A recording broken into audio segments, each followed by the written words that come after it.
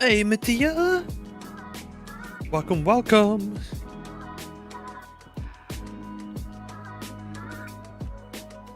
I'm a bit more prepared than last time. I don't know if you were here, but oh my god. Last time was, part of my French, a shit show. So, hopefully, this time is gonna get better. I'm gonna switch over to the other camera in a little bit. Just gonna chill here and wait for people to show up. Let's actually try to do this. Yeah. Let's do this. Chat is still broken. I just realized that now. But hey. It is what it is. Yeah, I hope everyone is doing well. It's been a busy week. Started working a full-time job again, which has been really exciting actually. It's exciting to work again with a team. Exciting to be like part of a creative team again, rather than just doing my own thing. So that's been really good. Been enjoying that a lot as well. I also like the city that we're in too, and that's been good as well. And yeah, hopefully, fingers crossed, I'm probably gonna jinx it right now as we speak, but hopefully the internet issues are solved. Connection seems to be stable. Again, I just jinxed it, so we're gonna see, like, in half an hour, we're gonna be dead again. We'll see how it goes. Hey, Torto! Hey, Daniel! How are you both doing? Hope you're both doing well. Hey, Helena! Hope you're doing well as well. Good to see you all here. We're gonna be diving into it in a little bit. Hey, finally in the UK? Joysticks, you were trying to keep me out of the UK. Like, you were really saying that I shouldn't come to the UK, and now you're happy that I'm here? What's happening? Hey, Hudson? Yeah. We're in the UK right now. So, yeah, we moved on, what was it? The 15th. So, still trying to get settled. We had like, well, my girlfriend had like a bunch of viewings today for like potential permanent apartments or like permanent places. So we're currently living out of like a temporary apartment right now. We're gonna be moving in a week or maybe 2 weeks to like another place. Hopefully. That's our plan anyways. So yeah, we've had our eye on some interesting apartments. We've also seen like a couple of really shitty apartments too. Because, yeah, I don't know what the UK is doing, but man, they have different standards of living here. Especially when it comes to the renting situation. But hey, we found some nice ones as well. So I'm not going to complain too much. Hey, Joe. Joysticks can meet you at least. Yeah, that's true.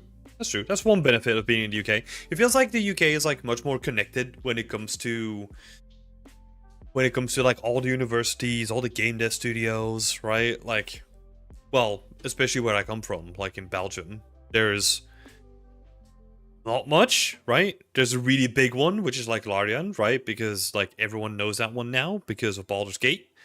But other than that, it's like a mixed bag of like a bunch of stuff. And it feels like there's almost like more...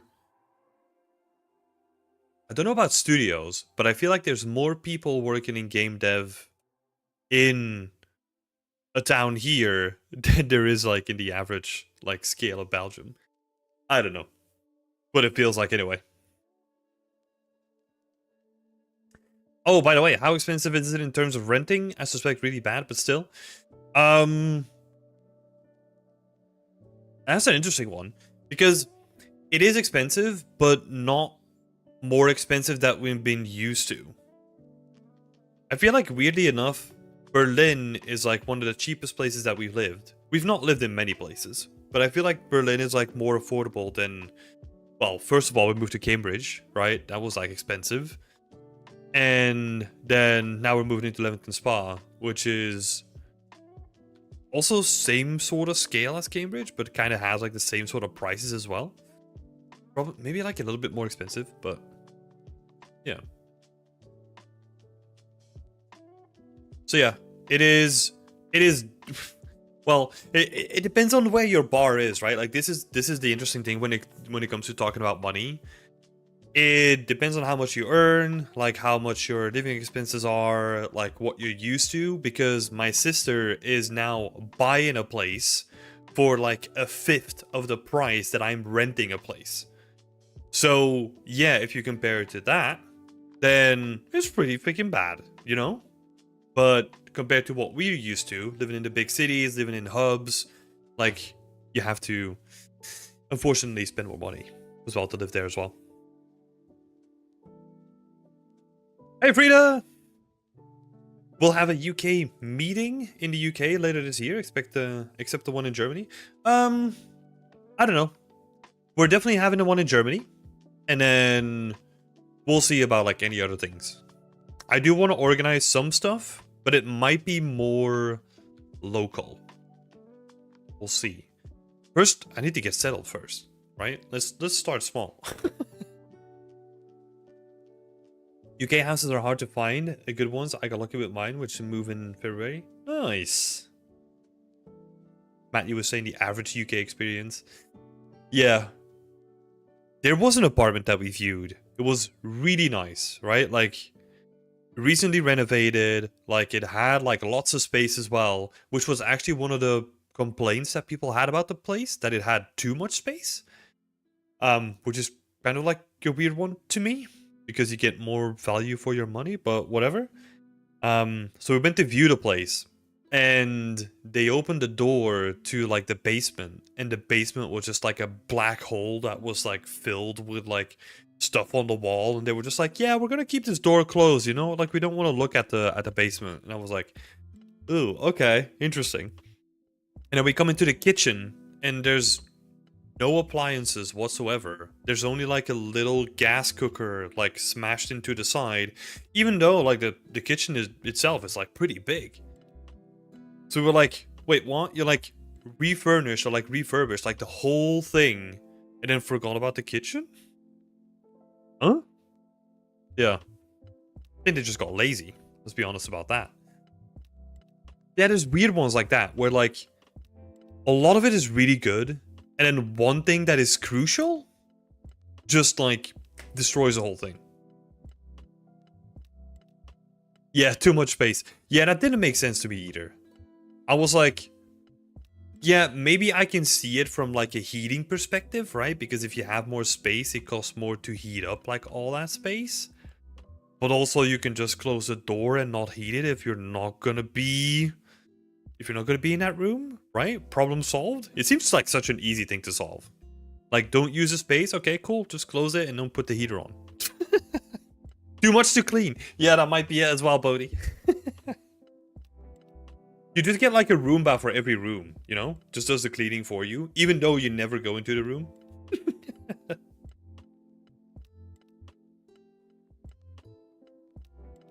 Would be nice to have a talk about how expensive it is to be an artist in the UK, talking about budget and how much you have to have living in a month. Oh god. Well, the issue with any sort of talk like that is that it's super dependent on your personal case, right? Because there are people that when I was living in Berlin, they couldn't live on the budget that I had because they went out and partied all the time, right? So they had like a different cost of living attached to their situation. So it's always tricky because you can kind of talk about averages, right? But yeah, that's about it, I feel.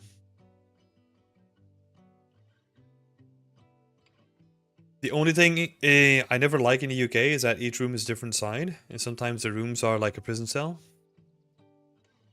Oh, yeah. It kind of depends. Like you have like really nice places here as well where they do like an open plan living, right? Where you have like the kitchen counter and that attaches to like the living space and like everything is kind of open. It also depends on where you live, right? If you live in a place where there is a lot of really old architecture, then you're gonna encounter those like more cordoned off spaces as well.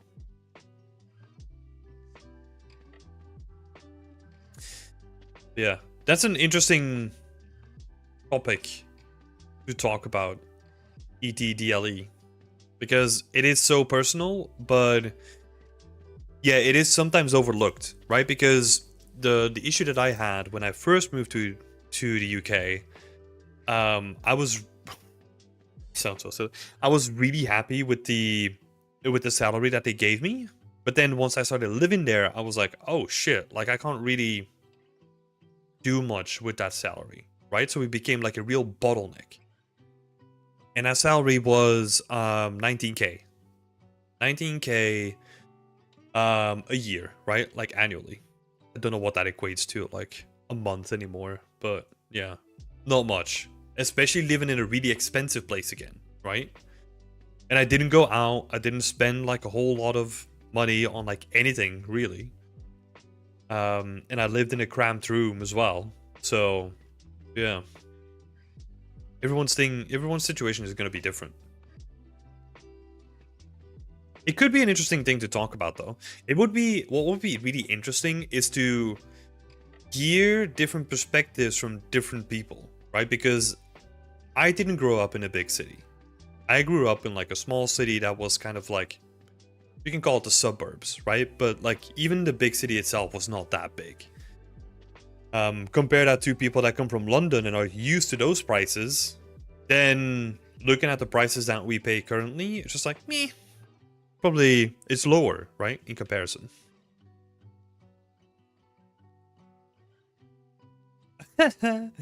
Suppose, guys, I'm a 3D artist, but I'm stuck. I don't have any motivation to improve skills. Please share some lifestyle changes or routines you guys do to stay productive.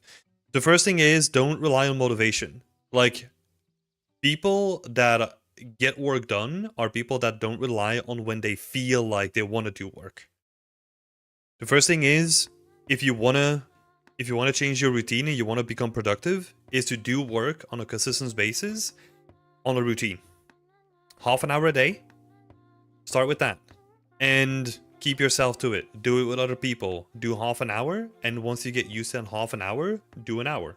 And then build up, right? But it takes time. You gotta form a habit around it. You want to detach yourself from your emotions.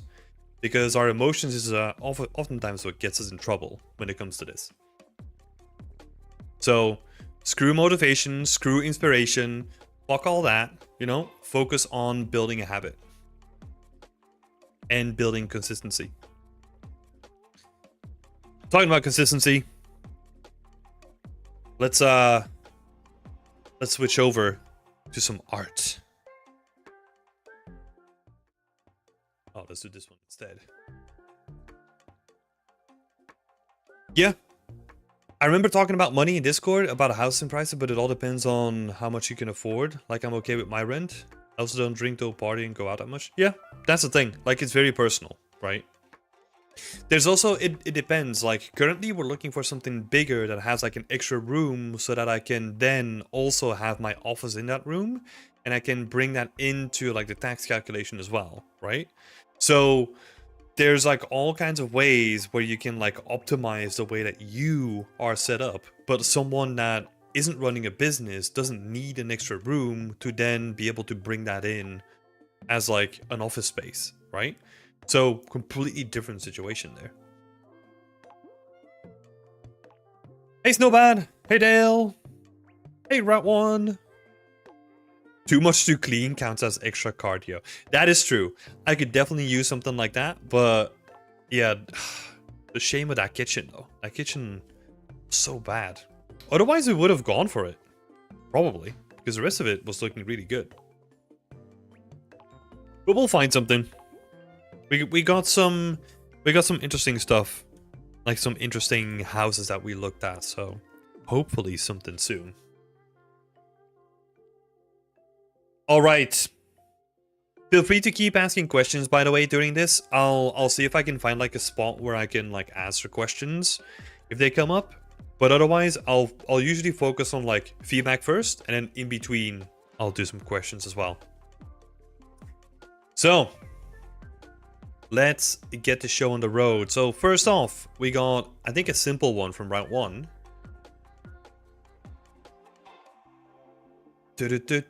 Oh, Adam is gonna do a write-up. Okay.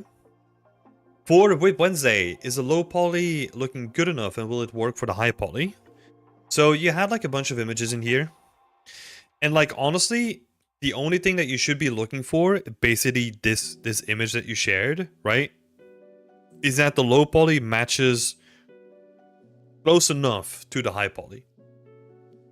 And from this stuff that I'm seeing here, I can't really see too many issues.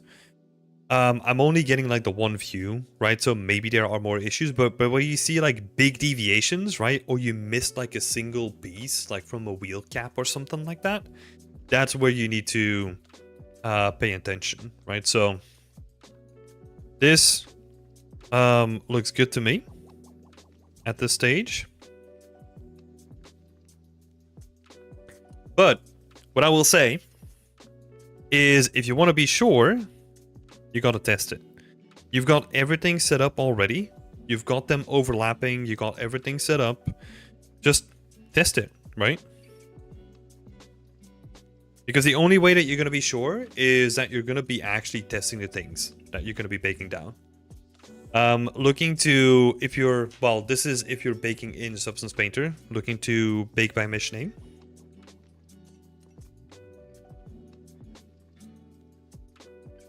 That is going to help you a lot.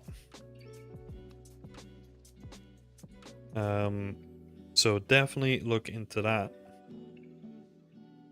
And then any more advice when it comes to aligning the low poly with the high poly? Honestly, usually when it comes to this kind of stuff, like, you should already have them aligned as you're working on it, right? I don't know which sequence you went in, like if you did high poly first and then extracted the low poly from it, or the opposite way. But usually you just keep them in the same place. So yeah, that's it. Like, try to, maybe that's a tip, right? Like, try not to move like anything around. Like, keep everything in a consistent place as much as possible.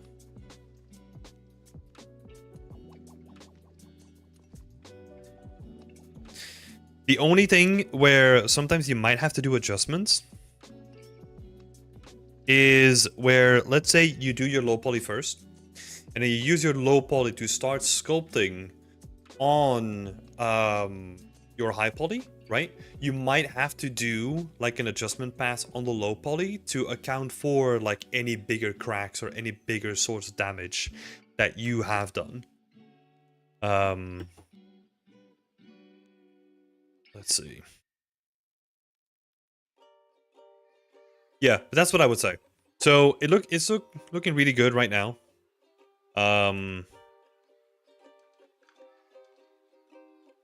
Let's see, is there something else? And I think that's it, right? So yeah, try to keep everything into the same place as much as possible, and that's gonna just like help you like breeze through like the high poly and low poly creation.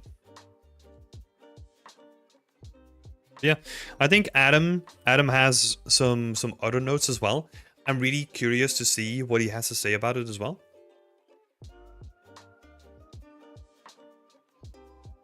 I'm just scared that I've done something wrong. No, like, this is the thing. I think that's really interesting that you bring that up, because that is really important. Like, if that happens, like, I get the sense that there's like a fear of failure happening, and that is the biggest thing that you should not, well, it's not that you get to choose if you have it or not, right? But failure is 100% fine. Like, you need to get accustomed to failure, right? That's why I say, just try it. Just try to bake it, right? I would even say, like, at this point, you haven't done the unwrap yet. Just do like a quick auto unwrap and see if it just bakes. Right? Just try that. And if it looks okay, just do a proper unwrap. Right? But yeah. Don't worry about it so much. Just keep moving forward.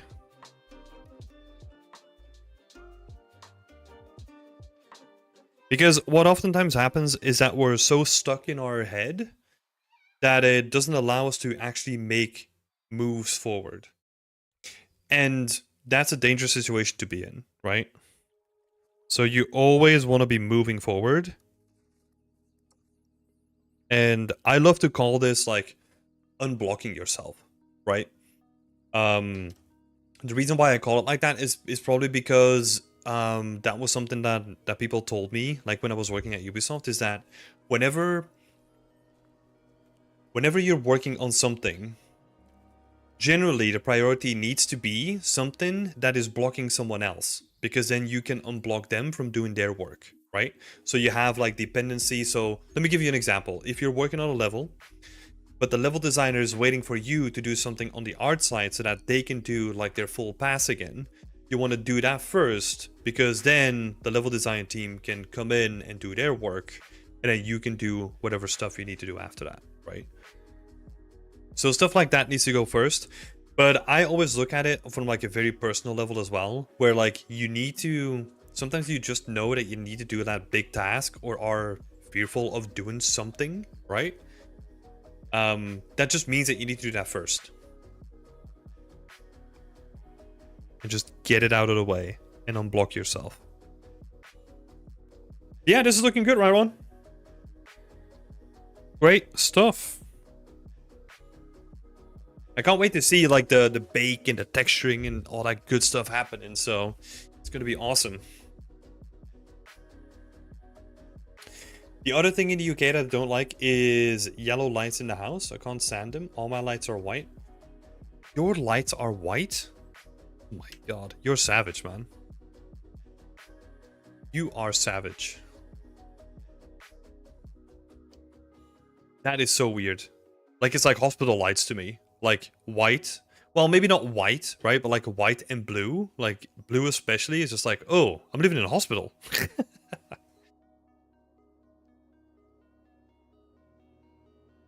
Mattia is saying, start small projects that get that positive reinforcement. Share your work to have some accountability and engage in the community. After all, it's just work, and we're all getting tired of it.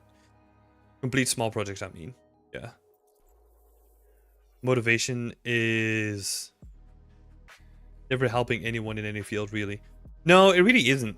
And I think, I mean, everyone does that, right? Like, you get these moments of inspiration or these moments of motivation, and you jump on them, but you can never sustain them, right? That's always the issue. So at a certain point, I started relying on like a routine. I said this 1,000 times, right? But every Thursday by 8, I need to have a blog post out, and that blog post always included like an art update from myself. So I knew that I needed to do like art through the week so that I could put that in my blog post, right? So that's kind of like what you're saying, Mathieu, as well, is that I wasn't really doing a small project, I was doing a bigger environment, right? But I had a lot of external accountability because there was like that blog post that I needed to put out like every Thursday, right? So I was building that accountability with myself, and then I just kept that up, right? And you can do that like do whatever you like, right? Like you can do that with like a person that you love to work with, or you can do that very publicly. You can do that very privately. That's totally up to you. Next up, we got Liz. Welcome back, Liz. Love to see some updates. Did you... Oh, there's no environment update this time. That's all good. Because you would just like to receive some feedback on the textures of the chair. And then also for the material that I previously submitted. Okay, cool. Let's start with the chair then.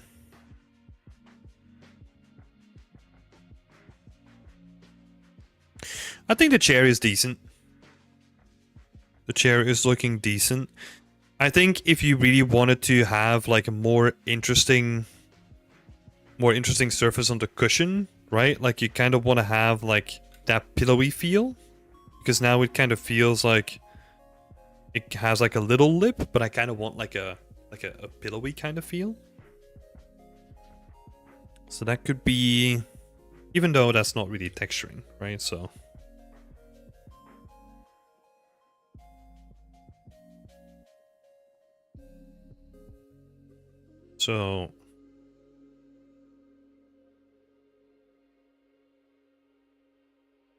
So that could be interesting to add. Then when it comes to, again, I can't help myself. Sorry.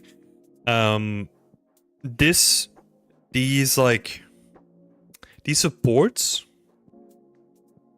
right? They go like really close to the edge, which is not really the way that they're supposed to work, right? Like normally if we have like a top-down view, right? So imagine, wait, let me curve it as well, right? So this is a top-down view of this guy over here, right?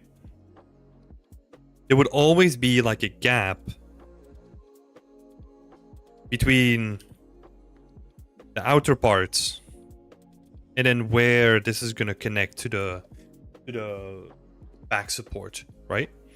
And now it feels like what you've done is it's kind of taken up the whole space, and that doesn't make sense, right? Also be careful where they connect over here as well. Kind of the same thing. But think about like how things are built, right?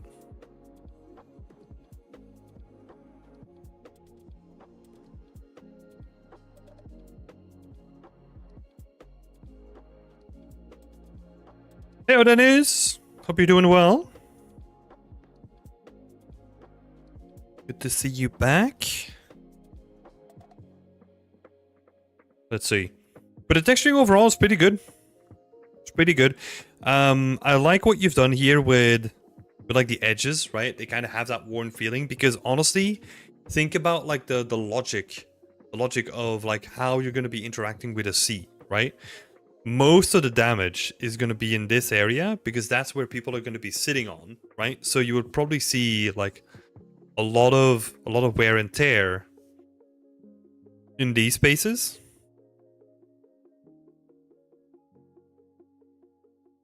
Compared to some of the other spaces, right? This is a great example of that, right? The damage that you added at the bottom of the legs, that's great. I love that. You just need to take that one step further and apply that to the rest of the surface as well, right? So imagine that the wear and tear is probably going to be here as well, right? Like on this entire surface, because that's where people are going to be rubbing their back against it too. Yeah. So I keep calling it logic, right? Because that's where like people interact with the surface. That's how people logically use it, right? So that's about the chair. And then let's have a look at the tileable here. I think really good base, right?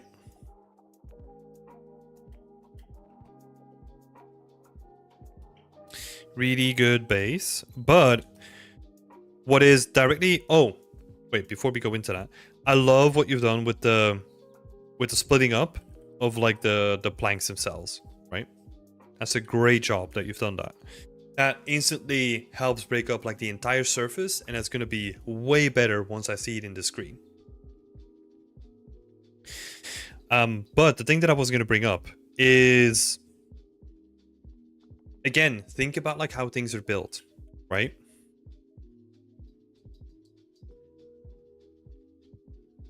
So how this was built is that these are all like separate planks, right?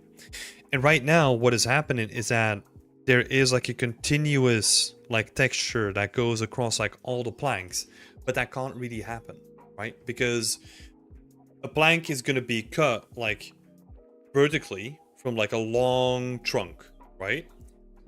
And that's how planks are made. So the nerves are never going to be like 100% the same unless you can attach them like lengthwise, right?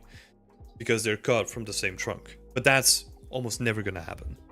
There are some very specific like art forms that really play into that. Like, I forgot the name of it, but they do that in very specific marble structures where they look at the veins and try to get them to match up so that you get like a butterfly effect and stuff.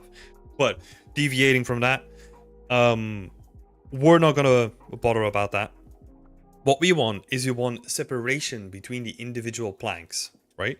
So in Designer, you do that with a flood fill to gradient, and then you can kind of like mask out like based on the on the grayscale values. Sorry, so like a flood fill to grayscale, right? And then you get like random grayscale values, and you can then use like a histogram to kind of mask certain areas out. But main thing here is you can have this kind of like texturing going on, but we need to separate that, and we need to make that individual between all the planks as well.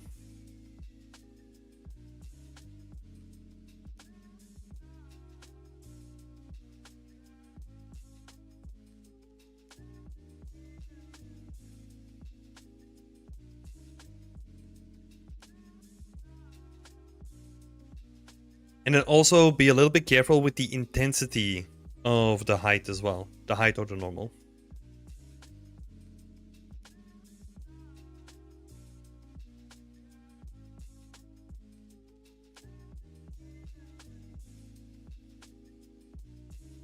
So be careful for that. Right? Because it's very clear that this is like a very like impressed pattern on it, right? And you don't really want to do that. You want to make it more subtle.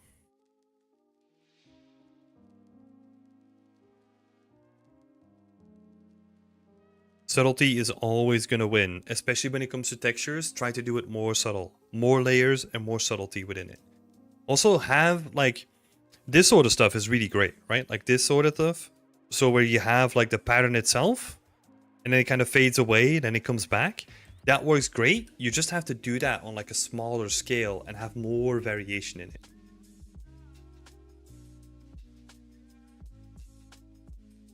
Yeah, same thing here. Basically the same texture, right? So keep that in mind. Think about like how stuff is manufactured, right? That's like basically manufacturing. Why do I always go for the fancy words? Think about how something is built, right? Think about that in like a logical way. Do some research as well, right? Like how is a wooden floor built, right? Like how is an individual plank made? And then you get to see like all the steps and you're going to be like, oh, okay, so the nerves are going to be different on like each plank. Or the chair is going to have this sort of stuff, right? There's going to be separation between like the actual backrest and the plug, because the plug is going to go into the backrest and that's how it's fastened in, right? That sort of stuff. Very important to think about like how things are constructed so that we can replicate how they are constructed. Because the fact of the matter is that we see like a chair so many times that if something is wrong with a chair, like people are instantly going to recognize that because they're so used to seeing it in their day-to-day life, right? So that's why I keep hammering on these like nitty-bitty details, because they are so important. No, I'll leave it to this, Liz. Let's see. Yep, that was it. So I'll leave it to this, Liz. Thank you so much for the update. I'm really keen to see all this stuff in the actual environment. That's going to be freaking awesome. So keep that up, and I'll post your overpaint in the Discord afterwards. By the way, Adakan, that comes us to you. What do I need to do to get my work commented on? If you go to our website and become a member, you can join up for next week's review, because I do this on like a weekly basis. And I'll show you. So like everyone that wants to participate has like their own little... Oh, hold up. Everyone that wants to participate kind of has their own little thread that I keep commenting on like a weekly basis whenever people want to. So yeah, just head on over to the website, become a member, and get access to the Discord. And that's how you can participate.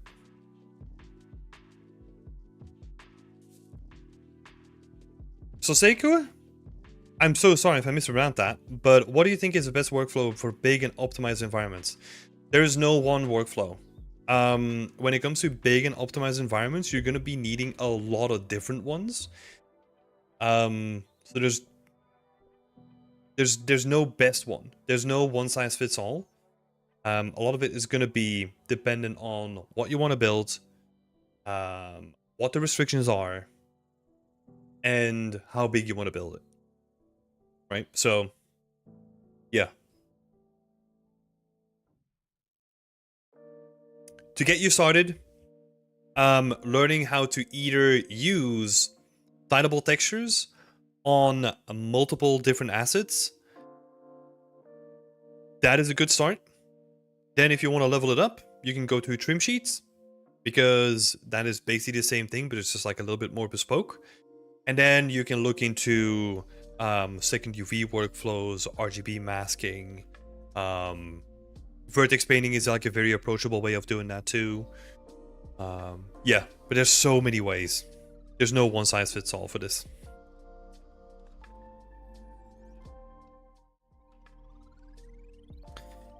Okay, I'm just gonna go through them in a random order. So next one up is Jeju with the abandoned operating room.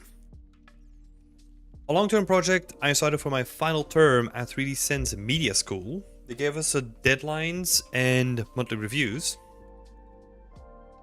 So I thought I'd share them from the beginning. Attached is a reference from Alan Quinn on ArtStation, or Kin.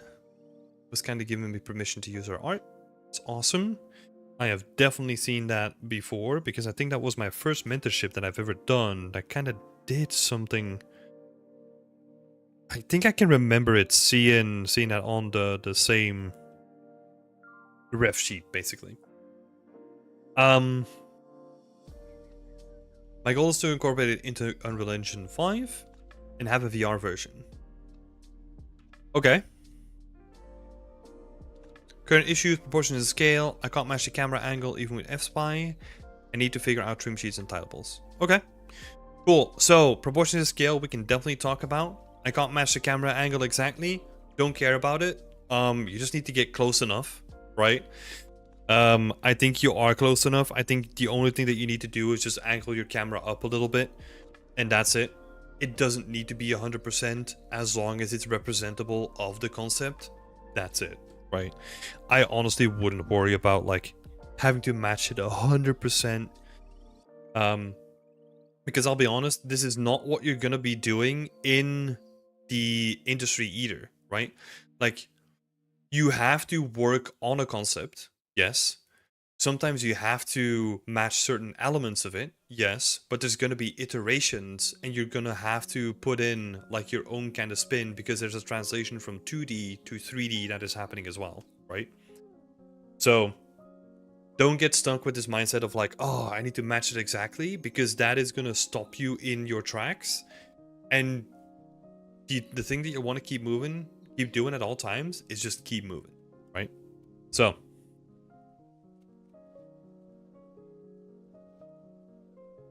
camera doesn't match. That is totally fine.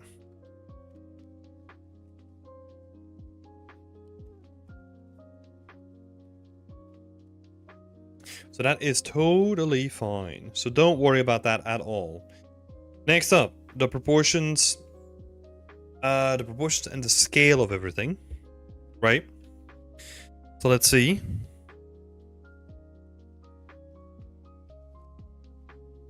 I cannot see this clearly. I don't know if... Let's see. Sorry, the image was way clearer. I just had to down res it. Okay, so interesting, right? I'm looking at your reference sheet and all of this stuff, right? So for example, this is like the surgical bed. If you're wondering about like scale and proportions, right? Look for the dimensions.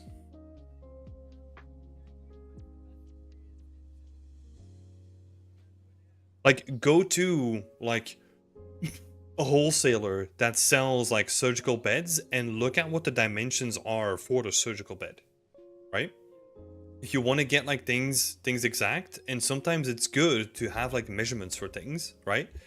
Because once you have one thing like really exact, right? For example, the surgical bed are these dimensions, and you know that they're right, then you can start to do everything else in proportion to the one thing that you know is going to be 100% correct, right?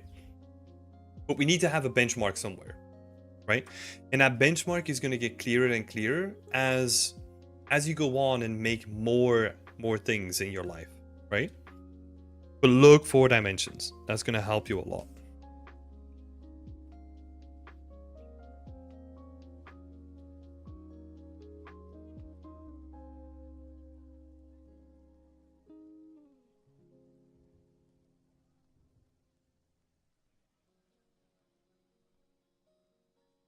Need to take my time with writing, or else you're not going to be reading it anymore. So look for dimensions when creating assets, right? So that's where I would start.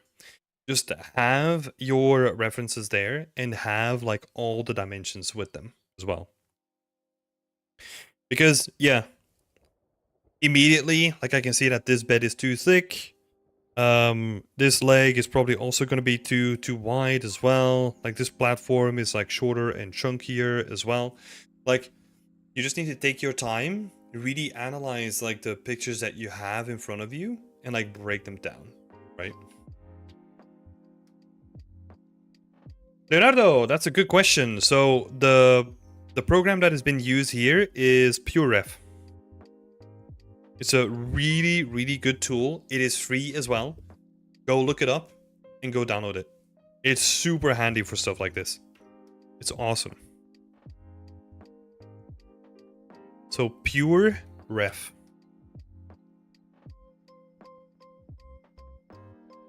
So yeah, start with the dimensions. Start with references, right?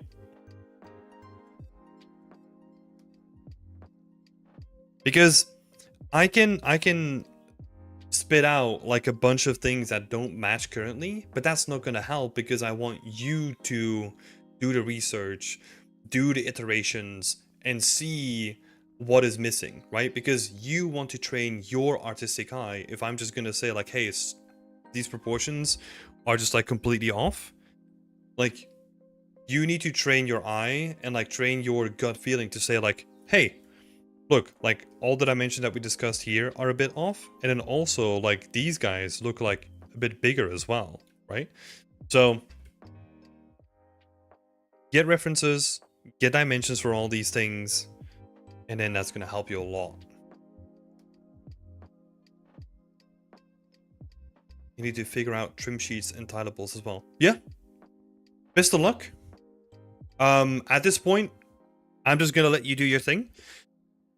We have like a whole documentation, like a whole PDF document set up on our website as well that talks about like trim sheets, how to make them, what to take into account, all that kind of stuff.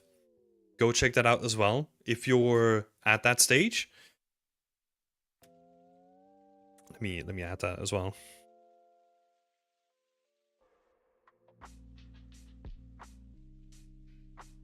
So that's on our website. And that's under deep dives currently. There's also a really good one about textile density too. So you can go check that out as well. But yeah, overall looking good. Just keep modeling, keep refining the dimensions of things, keep refining the proportions, and keep tweaking, right? That's the thing that I'll say.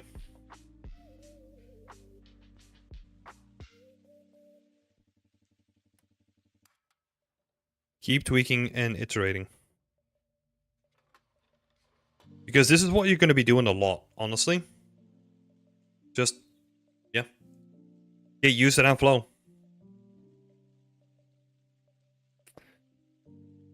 Awesome. If there's anything else for next week, J2, feel free to message me. The more specific your answers, the more specific your questions, the more specific my answers. Sorry. And then before moving on, we got another question from Snowbat as well. When I'm making environments, I have a hard time filling in the blanks that reference doesn't show. What's the best way to go about it? So if you have a concept art reference, right? Let me see if we can find like an example real quick. Right, so we're just gonna go to ArtStation. Let's do that real quick. And we're gonna go to blah blah blah.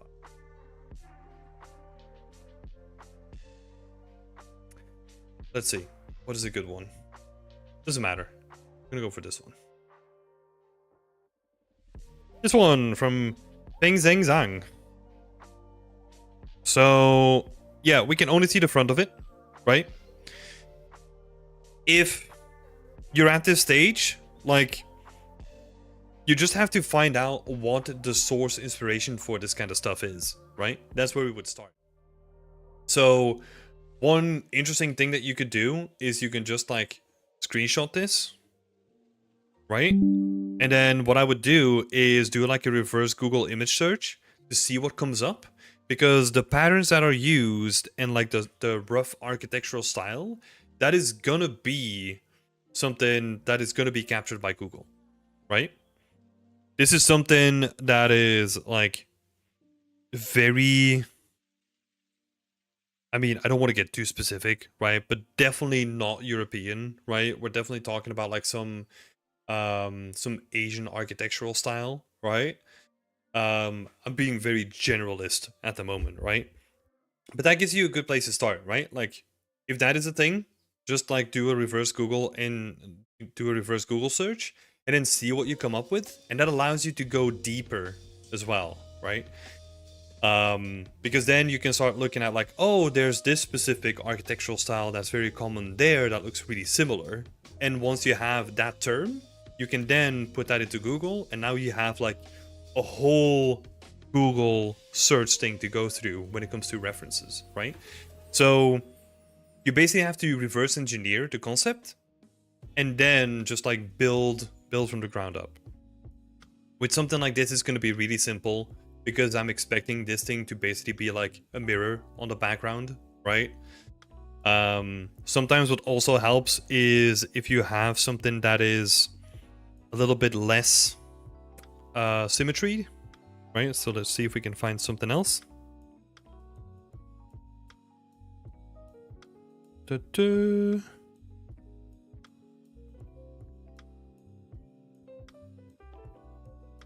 had a good example in my head. I mean, let's just have a look at this, right? Simple drawing. We don't really see like the front and the back, so I don't know what's really going on. I see like a little door maybe, so let's assume that this is the front. Then I know that the front is not going to look the same as the back, right? Because it just has like a different use for the space, right? So the back is probably going to open up into the garden or into like a working area or whatever. Sometimes you have to just infuse like a little bit of story into it as well. That's what I was trying to say. See if we can find like another good example. So yeah, if this is what you would get, right? And you know that there's like a dock at the front, so it probably does need a dock at the back. But what if this guy running his fish shop, what if there's like waste bins and all that kind of stuff to deposit like discarded fish, right? He definitely needs that. That is not represented in the space yet, and that's also not something that you want to have like in the front of the building because that's going to scare away customers, right? Something like that. Keep it light and fresh.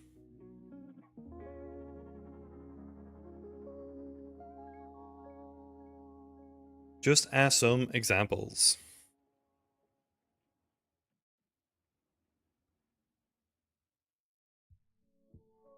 All right.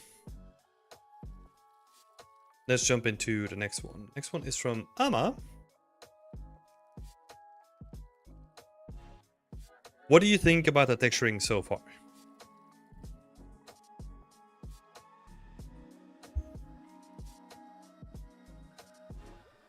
Obviously the door. Oh my god, how dare you, Ama. Some texture issues on the door, but most of the other stuff, this is a joke by the way, that's so obvious. Most of the texture work is looking really nice, right? You got some grunginess going on, got like a little bit of moss going on as well. Kind of has that has like a rugged exterior to it, right? I think that's starting to look very nice. One thing that I will say is that you have... Yeah, I assumed as much. The door is not done. We need to look at like blending in the moss, right?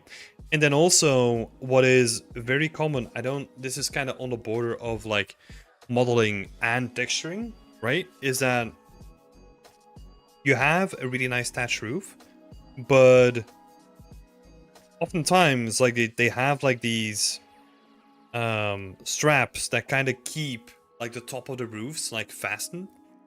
And then oftentimes they have like little ornaments attached to them as well, right? But that's how ornamental you want to go, that's up to you. But they definitely have like these straps that kind of keep like the roof in place. Right? And then also what you can do is have like these clusters that kind of just like spring up around these areas, right? Because this is never going to be like a perfect fit, so you can really use that to your advantage and kind of have like very interesting like tufts that come up, right? And you can do the same thing over here as well. Like you can make the roof like a little bit more expressive, right? So that it's not like all straight, like it's very chaotic. So just like random tufts. I know that I'm talking about like a lot of polish at the moment, right? But also like a little bit more variation as well. So basically the same principle that you're doing here, right? Where you basically have like a gradient. You need to do like the same sort of gradient on the whole roof as well. Where you could have like areas where there's going to be more like standing water or something like that. So the color is going to be different in like this area compared to like the steeper sections as well. Right? So you could kind of like incorporate that into it as well.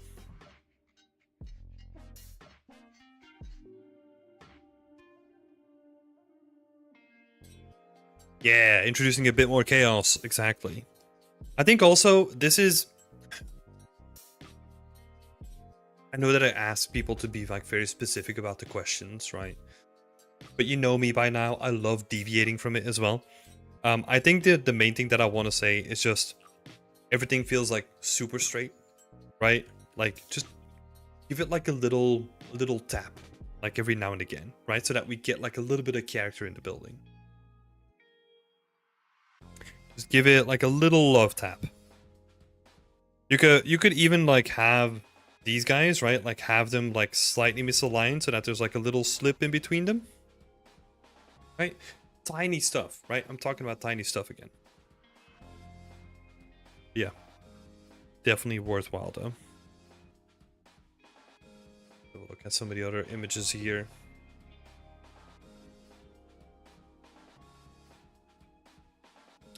Yeah, I'm also expecting if... I don't know if this is done yet, right? But like if this is gonna be like pretty grungy, then I'm expecting that grunge to continue inside of this area as well. Like basically like the windows as well. You could have like some dirt buildup like in between like all the squares as well. And especially in the corners, right? Especially at the bottom. Some grunginess.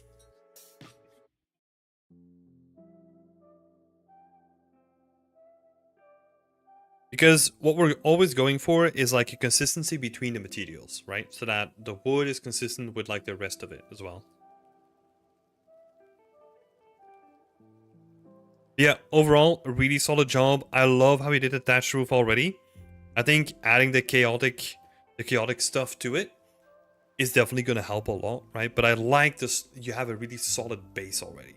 So that's going to be fun to work on.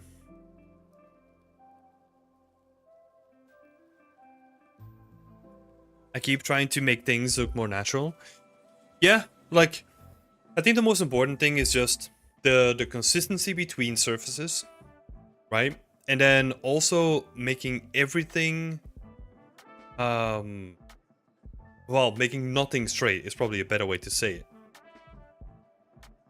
Because you really quickly get like that stereotypical like fake 3D look if everything is just gonna be like dead straight, right? Like everything is like really straight on. You need some sort of like organicness into it, right? But yeah, overall, really solid job. It's also nice to see you go for something smaller, right? Where you can really invest your time into rather than focusing on something bigger. So this is gonna be like really exciting once it gets going.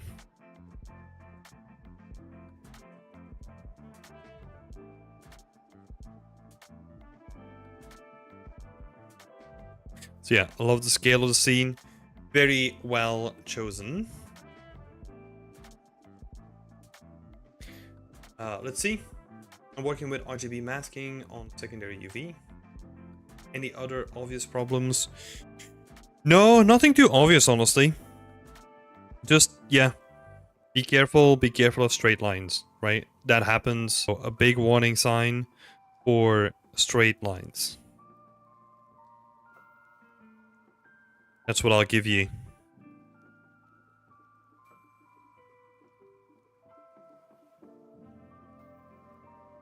Yes, more quality. I can already tell. Just in comparison to what you had before, right? This one is gonna come out like way better in terms of quality than the one before. Not saying that the one before wasn't good, right? But it just shows that like by focusing on something smaller, they can put more effort into actually getting the quality up and to have everything look consistent on like a broader scale. So, very well chosen.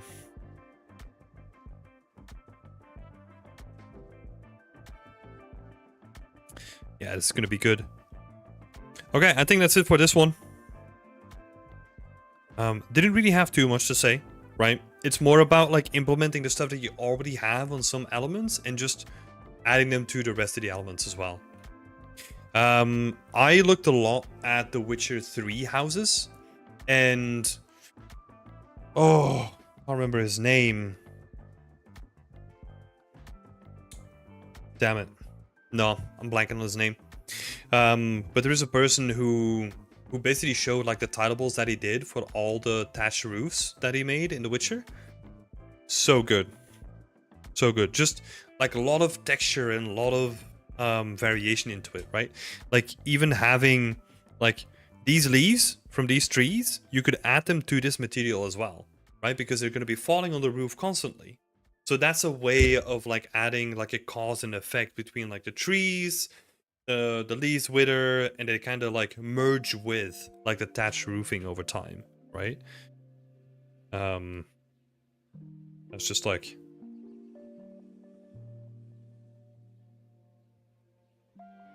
falling leaves on the roof. I think that's gonna be freaking sick. You probably, I mean, you got the textures already, right? You just have to like snip them out, make an atlas, and then you can like implement them into whatever texture you want in the future. It's gonna be good. Okay, thank you so much, Alma. Best of luck. I was also thinking about adding some grasses too. You could, yeah, especially when it comes to, or you could, for sure. I was just thinking about like it could also be nice to have like some moss cards, right? To get some like really nice moss. You could do both. Just don't make it like too much, right? Because I feel like if you do it,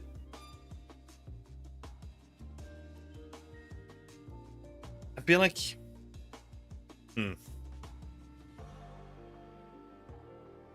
yeah, it's not a feeling, right? You have to have a balance of like 30% detail or 70% rest or the opposite, right? You can't really have it like anywhere in between. 70 to 30%. So, yeah. Oh, that's cool. I'm curious to see how you're going to tackle that. That'd be awesome. I miss the rattan wall things of Berlin. Still have it. I brought it with me. It's just in the other room. It's because like I finally have like my own room, right? Like my own little quote-unquote office. to do some stuff out of, even though it's like very temporary now. Once we get settled properly, I do want to decorate like the whole room and like make it all like nice and cozy. And maybe I'll include like the rattan wall things like somewhere in the corner, you know, just as a reminder. Yeah, I did. I think you underestimate like how cheap I am, Soviet. I got those rattan things, or whatever you pronounce it. I got that shitty wall from like a place close to us in Berlin, and that was like the display model that I got on a discount as well. And even then I took it with me, like across the fucking channel. It even has like all the pins and like all that stuff where it was attached to the wall in the actual showroom of the store, and I was like, I want that one. Give it a cheap one. Let's go.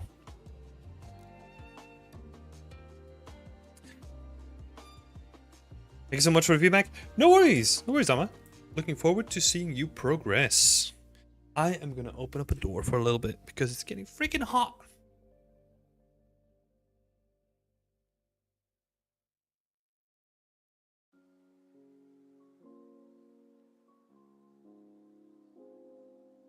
Okay.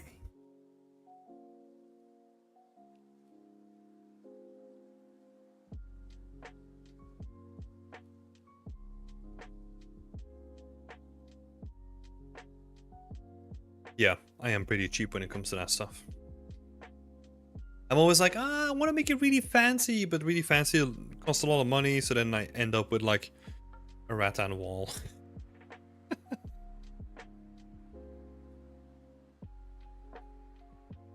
Okay.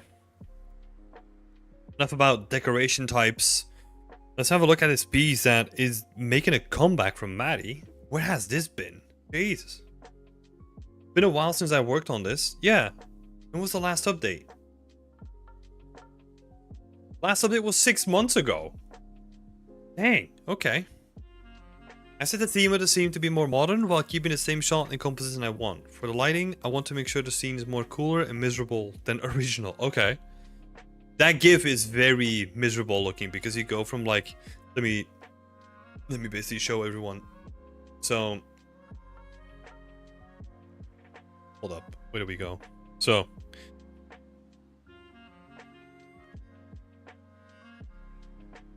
we go from like nice and peaceful looking.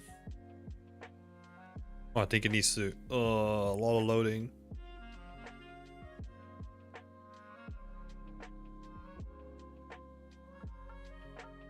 Yeah, okay. Okay, internet. I'm not gonna burden you any more than I did. Show it in here?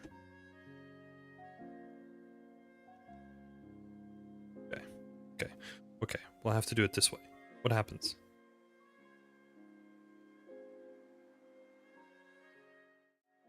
Why are things so janky? You know? What is happening? I had it open just now.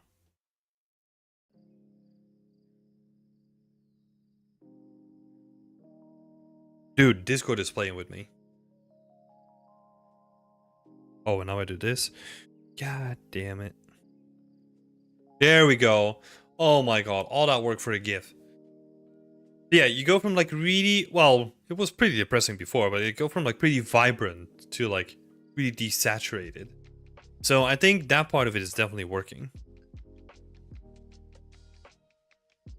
I'll continue to make some more tweaks to it before I move on to this. Any feedback overall really is welcome. As you all know, I don't really like doing overall feedback. I think, as a quick couple of notes, I think the choice is okay. I feel, honestly, I hope that you get this one out soon, right? Because I just feel that, I said this in the beginning, the concept itself is just like a mishmash of like a bunch of stuff coming together. I don't want to keep yapping on that. Sorry. I feel like some of the changes that you made to make it more modern is working though. Right? I want to be clear about that, because before you had like lots more elements that were like even more difficult to read in combination with each other. So I think you're creating a more consistent picture, which is awesome that you realize that. And I think it's also awesome that you recognize which elements that you needed to remove to create that picture as well. So great job on that, Maddie. I'm honestly going to keep it to that. If you have like any further questions, if there's anything else that I can help with, feel free to come back to me next week or send me a DM, right? But yeah, next week would be best. Ask me a bunch of questions if there's anything that you're stuck with, anything that I can help with, and I'll be happy to help. Yeah, best of luck, Maddie. Best of luck. And then we've got Katra coming in here with a new project. This time it's Frankenstein's room. It's awesome. Hello everybody, I'm back with another project. To mix my literature knowledge from the study I did on Mary Shelley's book Frankenstein. Okay. Wanted to build something with a spooky atmosphere. I'm only 5 hours in. I'd like to have some feedback about the composition. Yeah. Composition is very straightforward, but like, I like it. I think, so this is the latest one that I got, right? But the eventual idea is that we're gonna be tilting the whole thing again, right? So that's gonna be good. Let me get my layer panel back. There we go. So I think overall composition is pretty good, right? Like you have a strong light coming in. That's gonna be awesome already. So composition and focal point, pretty good. So that's a check. The only thing that you need to be careful of is that with the composition, you have a strong light, but if you're still gonna stuff like all this stuff filled, you're gonna fill that up with like nice looking props, you have to be careful that you don't add too much detail in the background to like attract too much attention to it, right? I don't think that's gonna happen. It's just something that you need to be aware of, right? Because I don't think you're gonna add anything on here. So you need to be careful that it doesn't like, that we're still getting the essence of the scene, right? Let's see. A lot of glassware, Bunsen burners, balance scales, all that kind of stuff. It's looking awesome.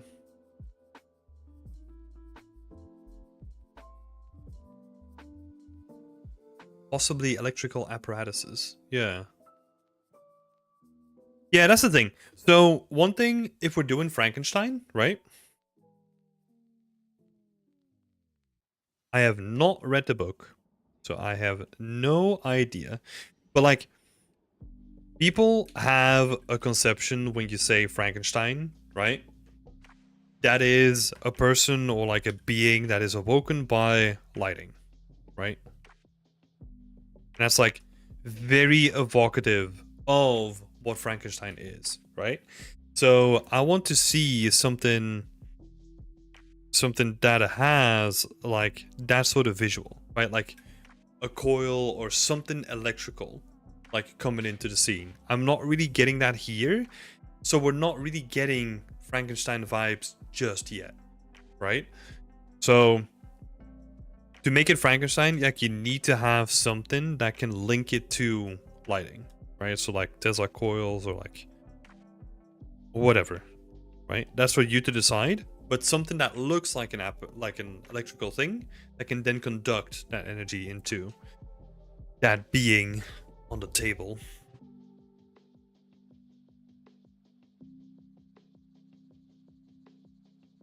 Look.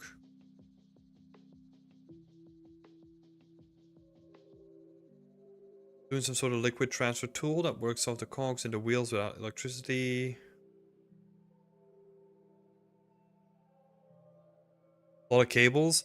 Yeah, this is the thing. I think this is going for like a very old school approach, right? So we're probably not gonna see like any electrical like wiring or anything like that. Just like the electricity that's coming in from the top, and then it's just like blasting it into like the being that's on the table, right? Um I think that's what we're going for. It's more like a yeah, what is that time? Like 19th centuries, right? Like before let's see, possibly electrical apparatuses. But yeah, it seems like it's more about like the surgical instruments and the chemical reagents and all that kind of stuff rather than the electricity, right? So yeah. You can honestly do like a lot of really cool stuff by just having like a bunch of like glass testing tubes and like all that kind of stuff, right? Um very modular as well. So you can have like a couple of props that can serve to dress up like a large portion of the whole scene, which is pretty good. So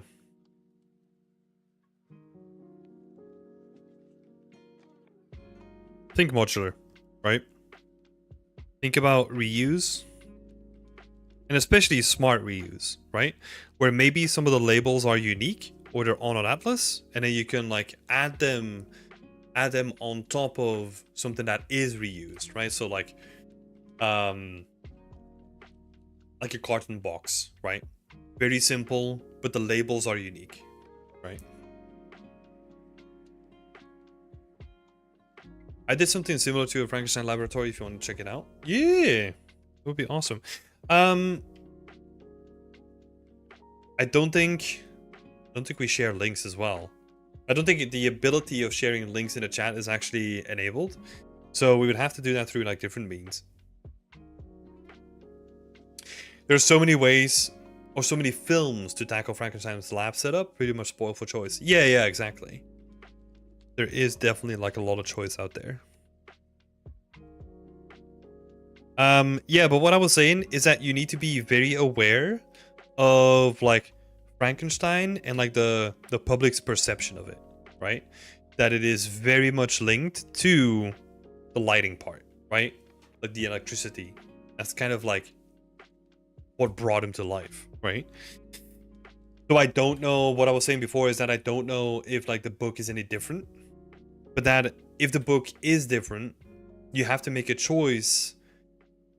And I think the choice is gonna lean towards like making it more recognizable for the larger public, right? Because right now, it looks more like a quote unquote generic like operating table, right? It doesn't have Frankenstein written all over it yet. I know it's very early, but yeah, the identity is still missing. Yeah, that's what I wanted to say.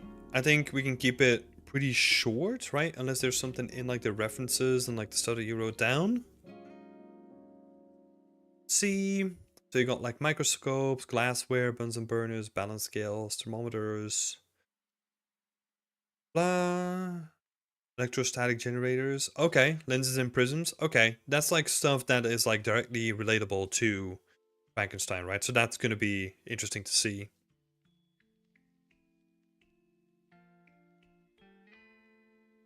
I think the electricity during those times was just becoming more used, but not common use. I think the adaptation kind of guess the electrical thing. Yeah, but what I'm talking about more is that you need to be able to capture what people think is related to electricity and find like what the core of that is, right? And then make it look old.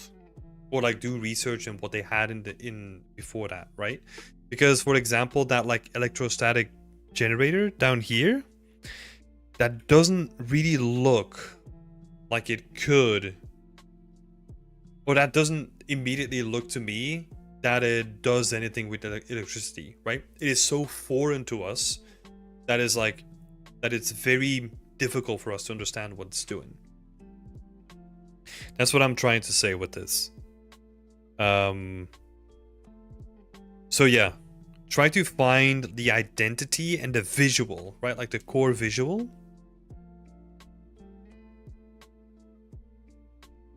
To sell like the lighting thing a bit more.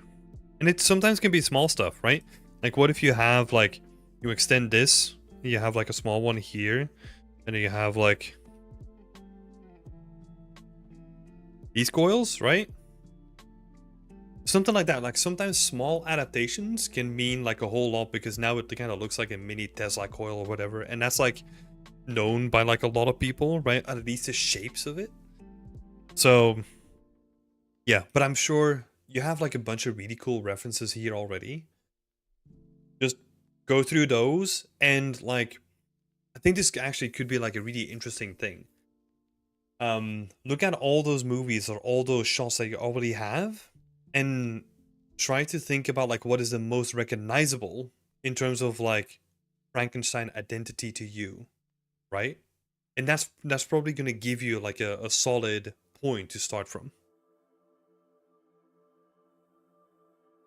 Yeah, you're gonna find some really cool stuff for sure.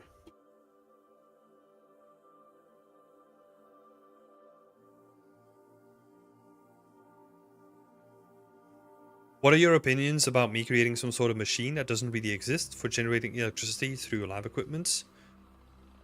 Would it have to make 100% sense in terms of science, or could I just guess it? No, I don't think we are visual artists, right? So that's why I keep hammering on the identity over the functionality of things, right? Because, I mean, if you look at the older games like Tesla coils or like something like that, right? That doesn't really exist. But people recognize it just because it has such a strong identity, right? I guess it might exist. I don't know what I'm talking about. I'm just talking in like red alert, command and conquer terms here.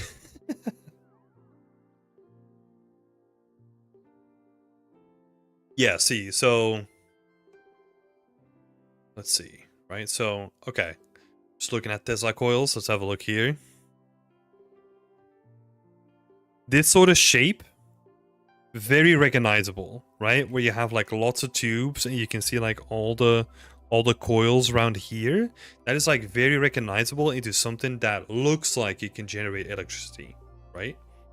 So you can attach like a bunch of stuff to this and make it feel really old school, as long as it has that identity attached to it, right? And what that identity is something that you'll have to figure out for yourself. We're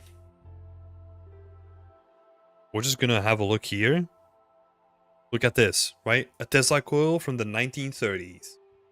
That looks badass. But it still has like the same core identity to it, right?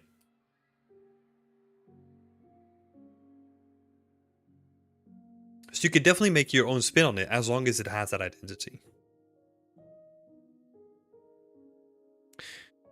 All right. Cool. Best of luck with that. Oh, also one thing that I wanted to say, Kat. Have you done like a post-mortem? This is the really fancy term, but have you thought about like what went well and what went wrong on the previous project? And how are you doing those things differently on this project? That could be like a really interesting exercise as well. And I think, Mattia, actually you bring up a really good point. We are technically not designers, right? And you're definitely gonna spend a whole lot of time just trying to find something that looks very interesting. I think a Tesla coil in this case, if you keep it super simple, you can't really deviate too much without sacrificing anything. So this could be one of the more easy things to do. But overall, I still agree with your point, right? Like usually when it comes to designing things yourself, I highly advise against it. But it's just in this case that like a Tesla coil kind of has like a simplified identity anyway. So could get away with it.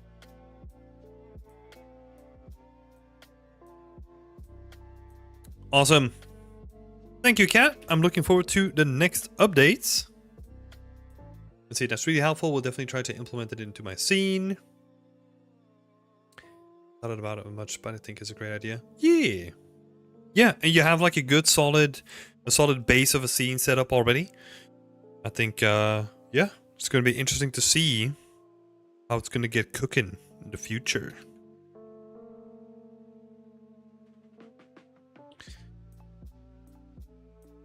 Let's see. Next one up is Daniel.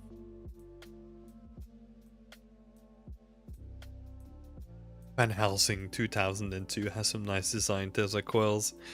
Oh my god. That's a blast from the past. 22 years old, Jesus. I still can't believe. Still can't believe that. Like we're in a different millennium now. So surreal still. Like I'm saying 2002 and that doesn't feel like 22 years ago. You know what I mean? It feels like it's a couple of years ago. Anyway, enough old man stuff going on here. Daniel, let's have a look. You're working on a crime scene.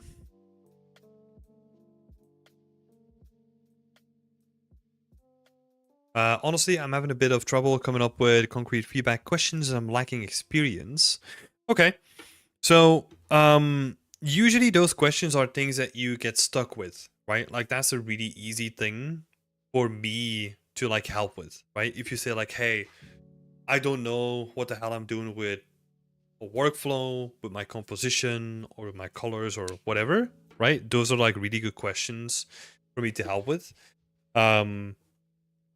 When it comes to this, I can't really see anything that immediately stands out to me. Right? I think you have like a really interesting composition going on. I feel like the quality of the assets and like the materials and how they read is already pretty well established. Obviously, it's still like a little bit early on, right? Let's see. Yeah, I also have no concept of like how good you are with like singular props, right? Oh, let's see. You added some more stuff here. But from this point, at this point, like I'm not really that hesitant, or I'm not really seeing anything that stands out as like, man, that's like a major issue right now. I feel like everything works really well together. You can definitely play around with a bit of the lighting, right? So that the lights actually have a bigger impact on the scene, because now we just have like the natural light coming in, right? And it's totally negating like the use of the actual lights. But that's like a smaller thing. Or you could just rotate them like more down, right? So that it's actually focused on the thing. On the whole, not the thing. Right, because right now I feel like the code is kind of doing that, even though you kind of want it to shine down the hole, right? But yeah, that's a minor thing. I think overall the scene looks really good. Really good grasp on anything at the moment. So yeah. Indirect lighting. Yeah, you could almost have it as like, right now the sun is kind of, it's not, it is kind of coming in, right? Because you have like really harsh sunlight, so it's probably like high up in the sky, and we're kind of having like this set here, which works pretty well. But then it doesn't really make sense for this light to be here, right? It's almost like you wanted to do a night scenario, and like, or a nighttime scenario, and then the lights are still in the scene or something like that.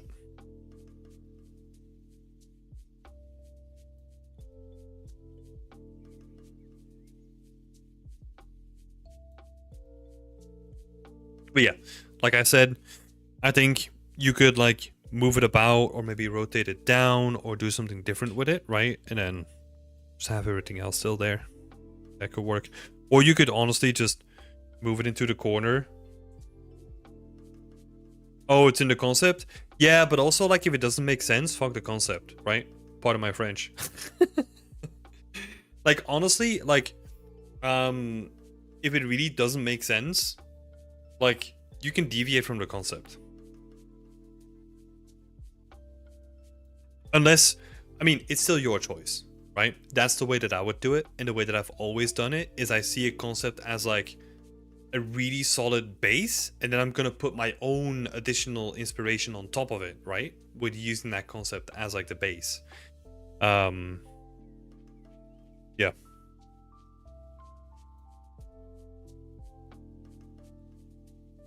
I think it should light the tunnel. For sure. Yeah, if you think it should light the tunnel, that's totally fine, right? Let's just rotate it down. Like I said, that's totally up to you. What you want to do with that. But the rest of it looks really nice. I have a good grasp and a good feel of the scene right now. I think it's going to be interesting to see this progress, right? And then once we get like more detailed textures, we're probably going to be talking about like how everything is going to blend together a little bit more, like decals and vertex paint and all that kind of stuff, right? But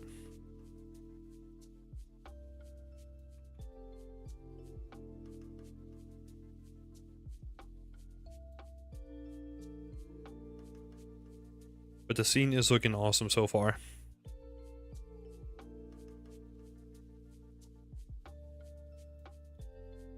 I can try different positions. Yeah, or if you think that it should light the tunnel, that's totally up to you, right? I'm here to help you in your journey, right? And like give you feedback, but that doesn't mean that if you think that it should light the tunnel, then yeah, we can make that work as well, right? Like then just rotate it down and then we can make that work. The way that I see everything is that if you really feel strongly about something, then we just need to find a creative solution to make that work, right?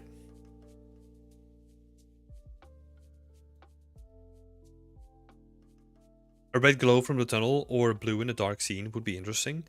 Yeah, it kind of depends on what vibe you're going for, Coleman.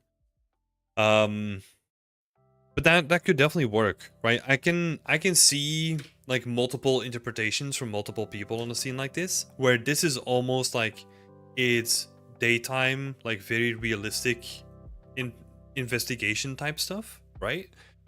But you could also go for like a very dramatic kind of scene with like a red glow coming out of the tunnel and all that stuff too.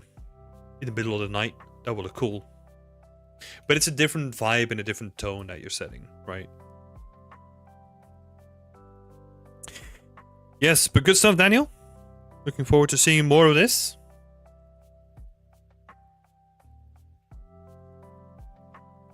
Next up, we got Justin. Where's Justin?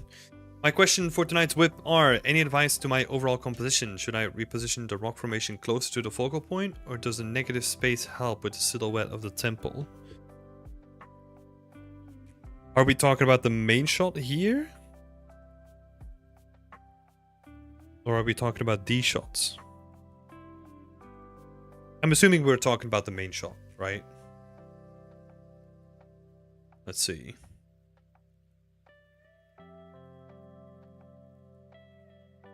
Oh, these are stairs? I didn't even see that. Okay, so that would be the first thing, right? We're gonna be diving into your question just in a little bit, but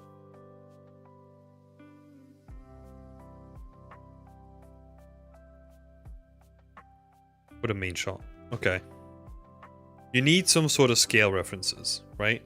The stairs alone are not really doing it at the moment, so we need something that hints at like human scale. Because honestly, I didn't even know what kind of scale we were looking at until I noticed that these were like staircases. So if that sort of scale is important, then have it somewhere like more in your face, right? And then maybe have like little pots and little planters and little decorative items like along the scene as well. Or maybe like a little boat. You know, like a little rowboat that's coming on an expedition or something like that. Just something that hints at like the scale, because yeah, I just assumed that this was like a small shrine. You know, just looking at like the scale of these guys. But then we were actually talking about the composition, right? I definitely think that you can do way more with the light when it comes to the composition. Right now, it's just like it's kind of lighting like all the back, but I want to actually light up more of the core of the scene.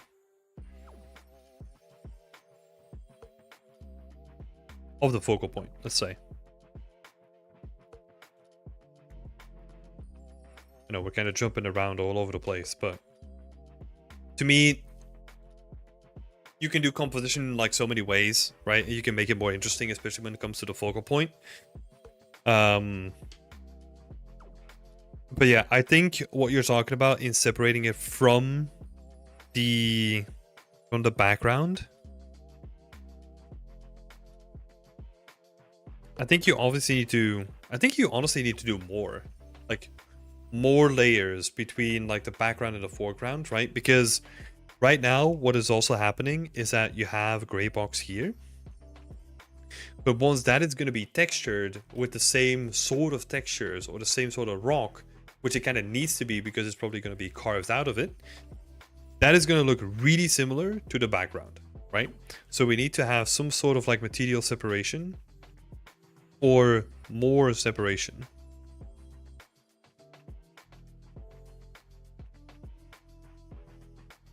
Between the background.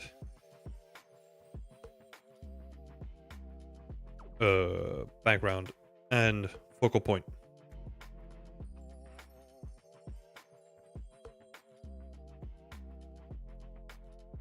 And so that's it. That is in anticipation of what is going to come, right?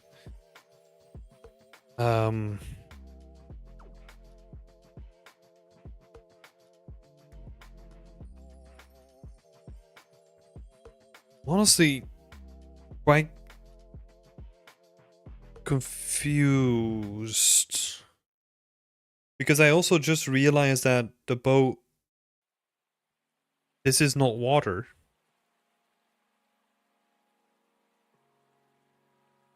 This is the water line. This is not water. This is just like it's standing on a pillar. Okay. Okay, so this is kind of like floating in the air then, or like on a pillar. Right? So I'm just gonna note that down. I think it is just because I thought it was, honestly, at first, I thought it was like a very basic water texture that we were looking at with like just like a clouds or something like that. And this was like the reflection that we were seeing from like the main architecture, right? But obviously it isn't that. So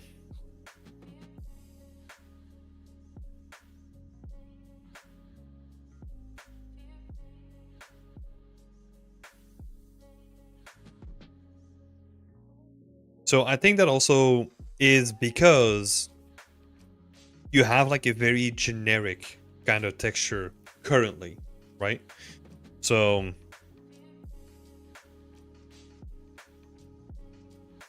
like a generic cloud texture.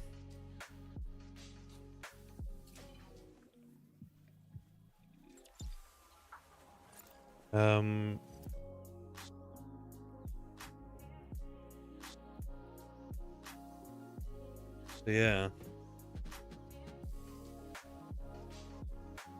Yeah, I feel like there's some like fundamental issues, like with the scale, and like the pedestal itself is pretty confusing in where it's at and like how it reads, right? Those need to get solved before you kind of move on to anything else, I feel. Let's see. Because I'm trying to think, right? Like my mind goes immediately towards like Indiana Jones type of stuff, where you have like the massive pedestal that has like the thing that they want to have, right? But it's obviously a trap, that kind of stuff. Yeah. Oh, I think you shared like a bunch of references and stuff too, right?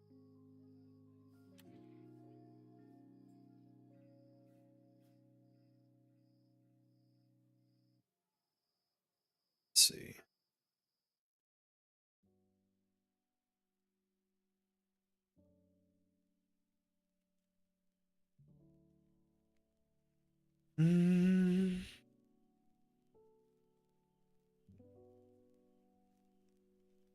It's interesting, right? Because I'm currently just flicking through like your references, right?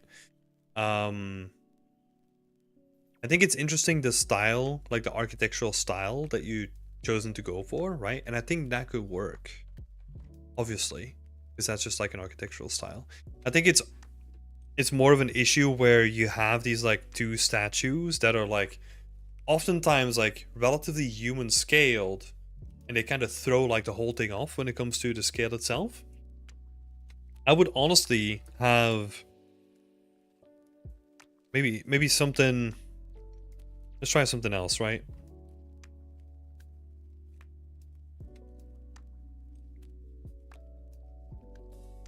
Just like a massive pillar, and then have like little statues that are kind of like on the side of this pillar, right? And then maybe the opposite side could be like, I'm just doing like a quick sketch, right? So it doesn't need to be like a bunch of pillars or like a bunch of like very static stuff. I just want to solve the issue that I'm currently seeing or think I'm perceiving with like just the whole scale being thrown off, right? So you can replace these pillars with whatever you want. I just want to scale down the statues to a size where we can relate to them from like a human scale again. And then have like little plants and like ceremonial vases and urns and all that kind of stuff next to it. So that all this tiny stuff is like, oh cool, that's human size.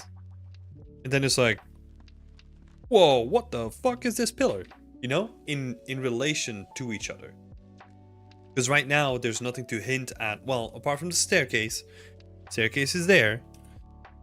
It's just, it's not enough to do the convincing, right?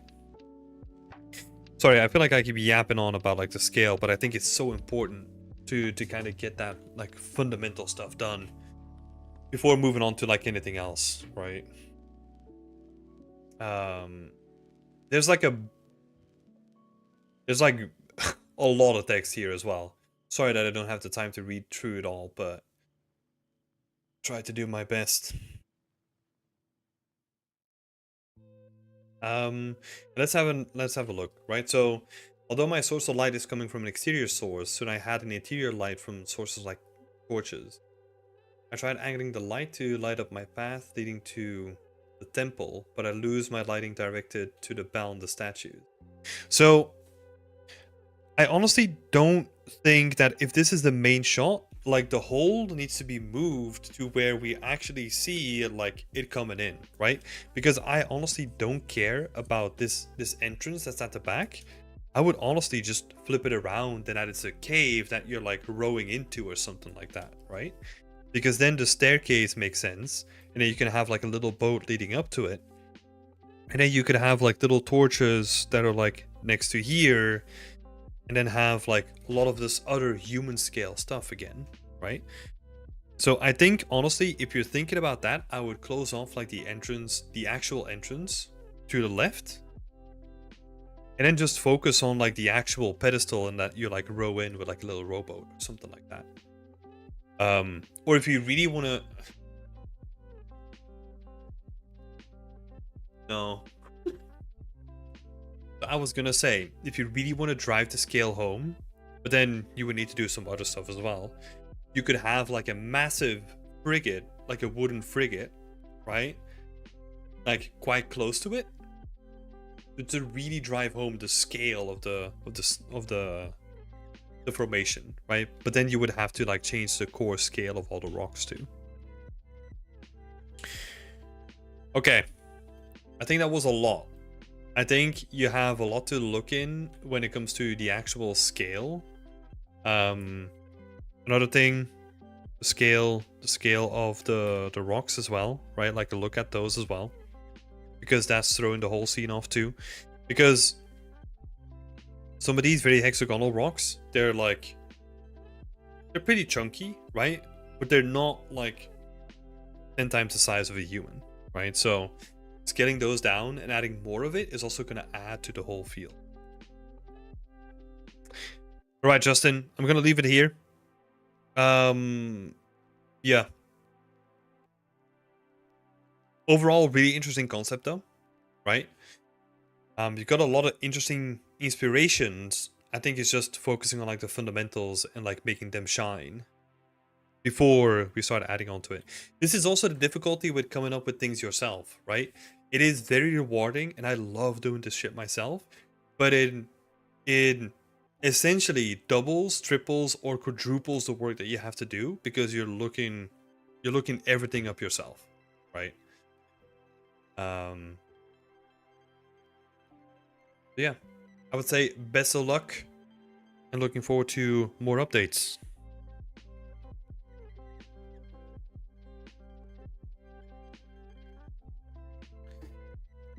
Hey man.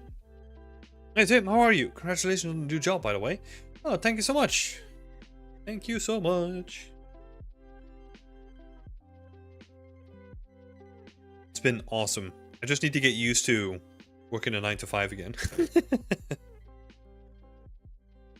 Thanks for the input. Just need to make a few adjustments in your work to scale like you suggested. Yeah, exactly. You can make that work. I know you can. Like, it's gonna be relatively easy, but just, yeah, make sure that the fundamentals are really strong and then start building on top of them. You got this, man. You really do. Okay, a couple more to go. Let's see. Does graph. Are you? A little Portavision. I just started to make this little Portavision my father gave me. That's awesome. It's awesome that you have like ref handy as well. That's awesome. It's a little prop that I was thinking. It's a good one to make. I'd love to hear some feedbacks on it. Of course, it's big whip for the texturing as modeling. Okay. Well, texturing is not whip if you're already the modeling is not whip if you're already texturing, right? Because then that kind of defeats the point. But anyway, when it comes to the texturing, there is like some, what is that?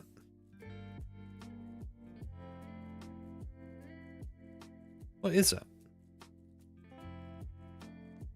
So okay, let's see.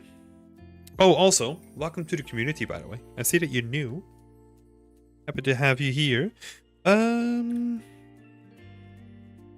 There's like some weirdness happening here, though.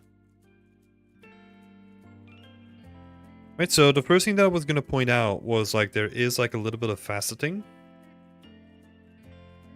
Which is basically where you can see like the geometry, right? So you have like your geometry here. Just add like a couple more faces and then you're good. Very simple to solve. There's also something weird happening here. I don't know if that is like baking or texturing. Like especially this part, right? Where it has like a lip that kind of goes into the crevice. Kind of looks pretty weird.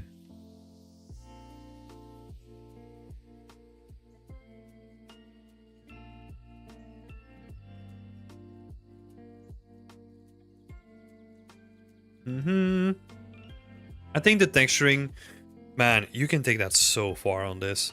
You know, like all this like old discolored stuff and then all the scratches on the screen. Like all that really lived in stuff, right? Like, you got the perfect example.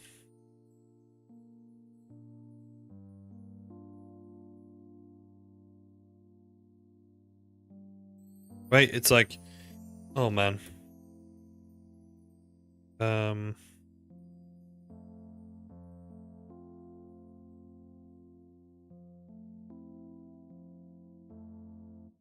So the scratches on the screen, you've got like the discoloration that happens with this old type of plastic, right? Where it kind of goes like yellowish and kind of yucky. Very typical, right? So you kind of want to nail that as well. And then what else, right? Like this sort of stuff, like dirt in the crevices, like the damage on like the antenna.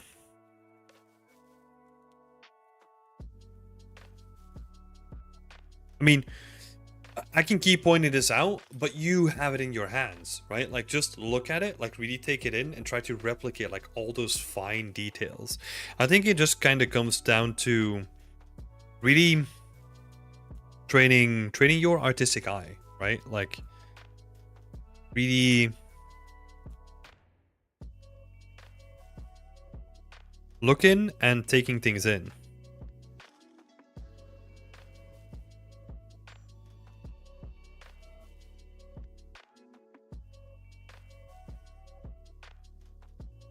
Because that's going to be the most important point on this. And then obviously in the presentation, you kind of have to make them shine as well, right? By having like a good lighting setup, having like good roughness maps to show all that variation, that niceness.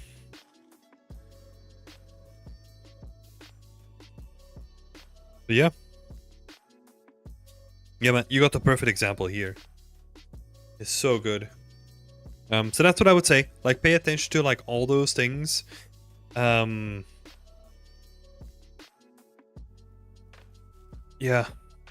I mean, I'm not even going to add more points. It's just all here, right? Like, you have the thing, just to have a look at it and see what is missing from your texture layers that you need to replicate, right? Such a good ref. Such an interesting prop as well. That's awesome. So I'm honestly just going to keep it here. Because, yeah, you've got the perfect example here. So yeah. Oh, the thing that I will say is, just as like in general texturing advice, right? Like, be subtle.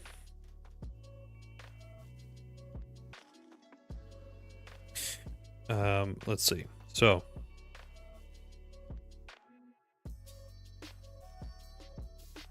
texturing advice. Be subtle. Use a lot of layers, right? That kind of goes together.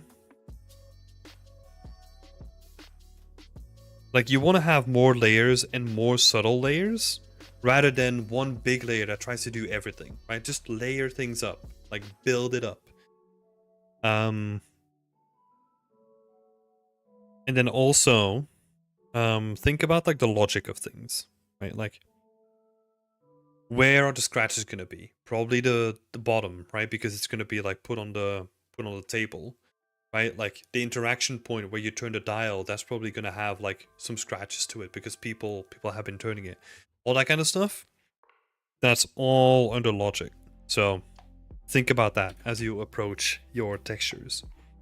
But otherwise, have fun, look at it, and try to replicate it.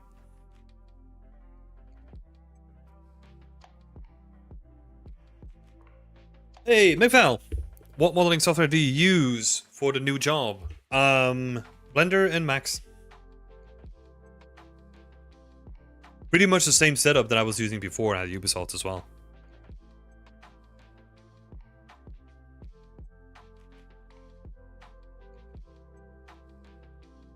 So nothing really changed.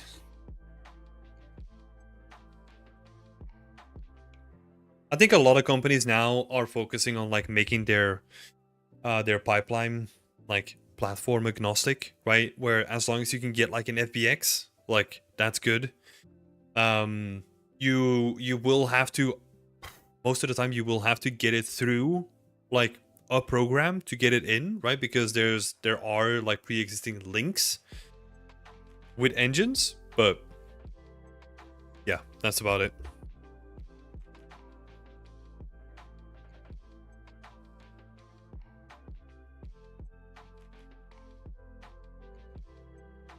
Right, Dennis. We got two Dennises. So, where is the first one? Dennis. Most I'm hesitating about the colors, especially on the rock and the brick material. I think I can do like a little bit more material, but I need some advice on it. Also, I appreciate any other feedback that you might have. I think honestly my biggest issue with the rocks is that it looks like super generated. right? It really has like a recognizable generative pattern currently. That's probably the biggest issue with the rock one, in my opinion. Um, the bricks are going in like a really nice direction. I think it's kind of a shame to see that like the difference between the grout and the bricks is so intense now. That might also be your height settings too. But yeah, it just feels like the difference between the grout and like the bricks is just like too much at the moment.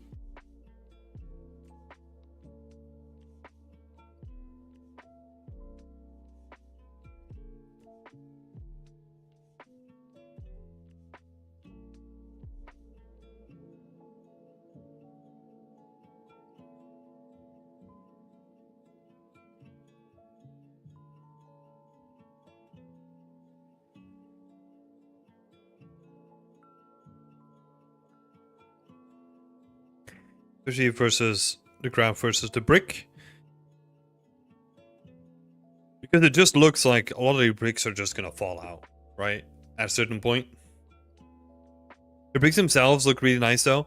I think some of the edges, I think you have a good base of where the damaged edges are gonna be, but they have that stereotypical like slow blur kind of like chippiness to it, right?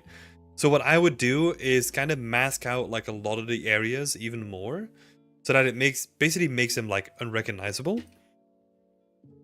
Yeah, you were basically mostly asking about like the colors, right? Let's see. I honestly don't think that the colors on this one are too obnoxious. I am missing some wider colors though. Like oftentimes you see like little dashes of the grout like on top of it, or like little bits of bird poop, or like some like wider touches, right? Or like some fadiness into the bricks. Maybe lowering the saturation a little bit. How do you mention it? Um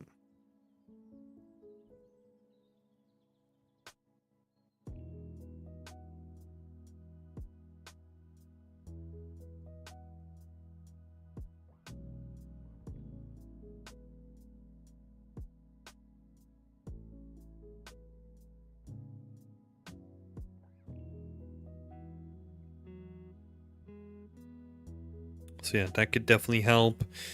Yeah, with this one, I think this is definitely the weakest one.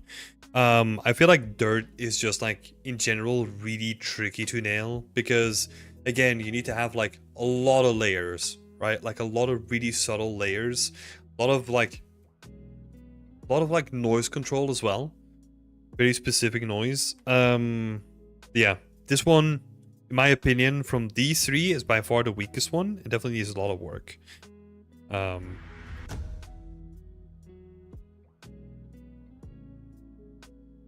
Hey, Paz, thank you so much for subbing.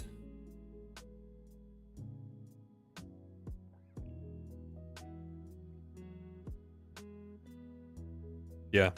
Yeah, I think this one is gonna need like a lot of work. So, subtle.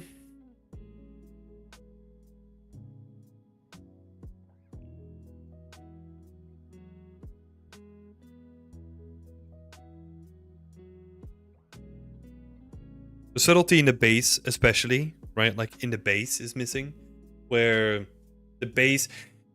A good way of thinking about this is that you need like a really good dirt, and then you need like really good stones to add into the dirt, right? But I feel like you added so many stones now in the hopes that you didn't need to show like a lot of the dirt. So that kind of feels like the dirt is not really um it's not really its own texture. It's more there to serve as like as a background to the rocks, if that makes sense, right?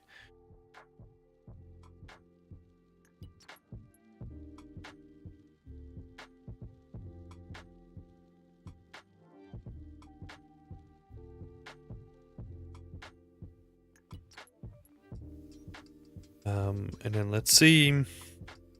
I think also, yeah, pretty uniform in terms of color as well, right? If we're talking about colors.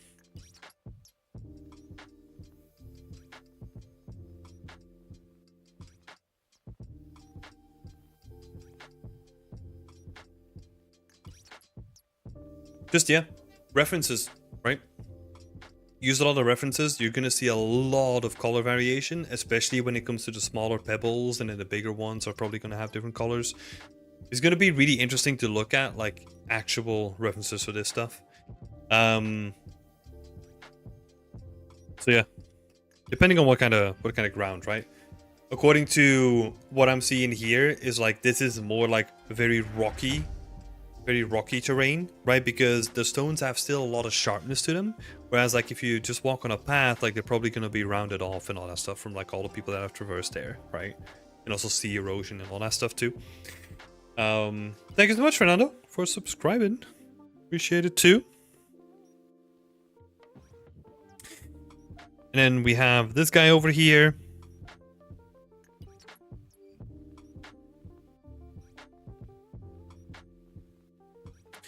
Yeah, I think there's too much high variation.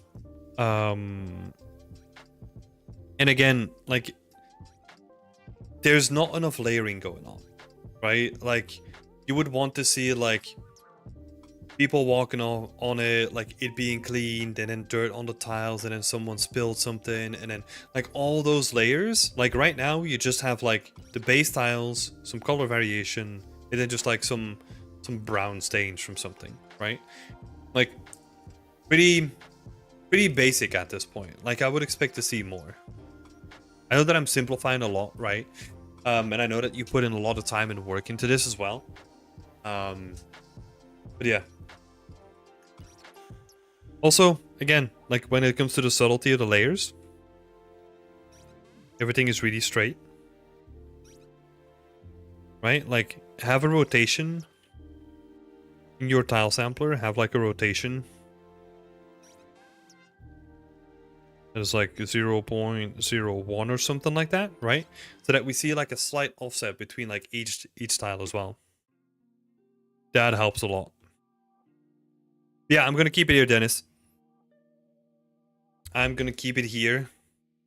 Yeah, I would strongly advise to focus on like one specific material, right? So the rocky ground material. I was assuming it is rocky. I would just really focus on that one and see if you can like really nail down like the feel of it, right? I have a small problem with rocks intersecting. I tried to switch with masked map sampling technique to bounding box in the tile sampler, but it's causing all the rocks within a large radius to disappear. And because of that intersection, I can't add a flood fill to make the rocks color variation. Yep. So there's a couple of ways around that. What I would recommend now is I would use like an Atlas scatter.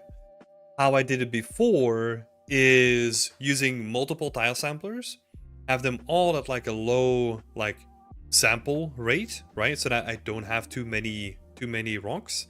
And then I would use like the mask from like the base layer into the next tile sampler, and then make like a chain of tile samplers that use like the masks of all the previous tile samplers to cut out like the areas where there are rocks already. Very messy. I would recommend the Atlas scatter. I think that does a good job of like getting rid of the intersections.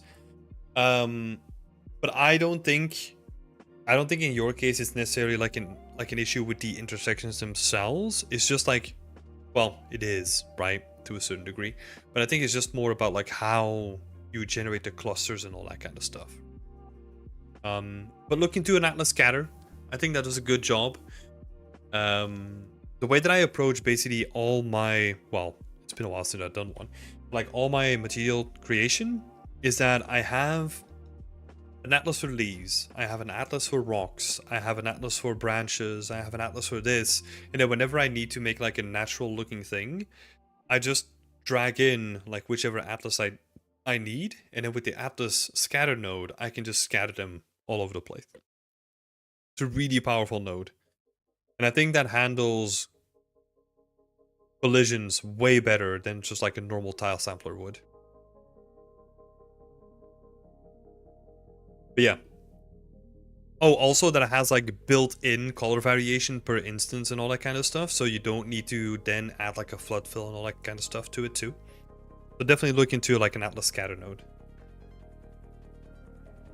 It's gonna change your setup quite drastically, right? But I think it's gonna change it for the better. If you want a resource on that, we actually have a workshop on that by Derek Elshoff. And I think that workshop is called like biomaterial creation. You can find it on our channel here. He basically goes through the whole pipeline and just explains like how like an Atlas scatter and stuff works. Super cool. That's where I got the idea from as well. So big shout out to Derek. Okay, Dennis, best of luck. Hope it works out. Got a couple more. Let's see.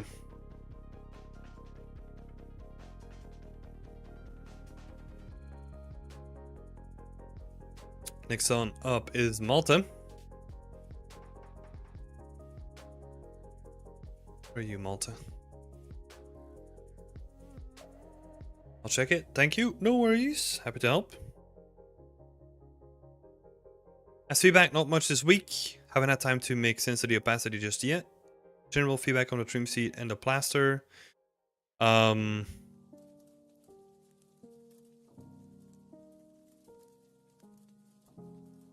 think there's also GTC talk from a material artist from Naughty Dog on a similar workflow. That's awesome. Yeah, there's probably like a bunch of stuff like that. That is awesome though. I need to check out some more GTC stuff.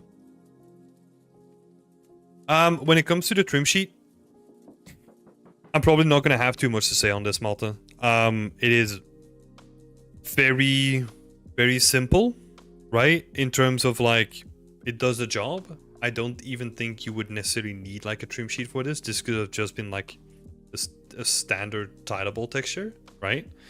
Because you only need like little slats. Right? Because even the top ones could be mapped onto like those slats as well.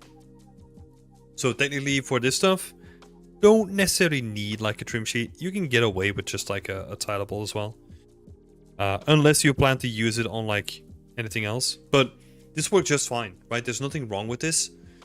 As long as you're using like the full capacity of this, nothing wrong with it. Also wondering if the RGB mask is a good way to add variation to the scene. For example, to the wainscoting. Wainscoting? I don't even know what that word is. The wainscot. You're hitting me with like a fancy word over here, Megval. I was planning to use it for the windows and the door frames as well. Yeah, that works well. Like it's really simple, right? The trim sheet that you have now.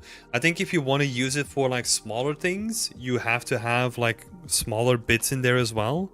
I think, well, you kind of have this guy over here.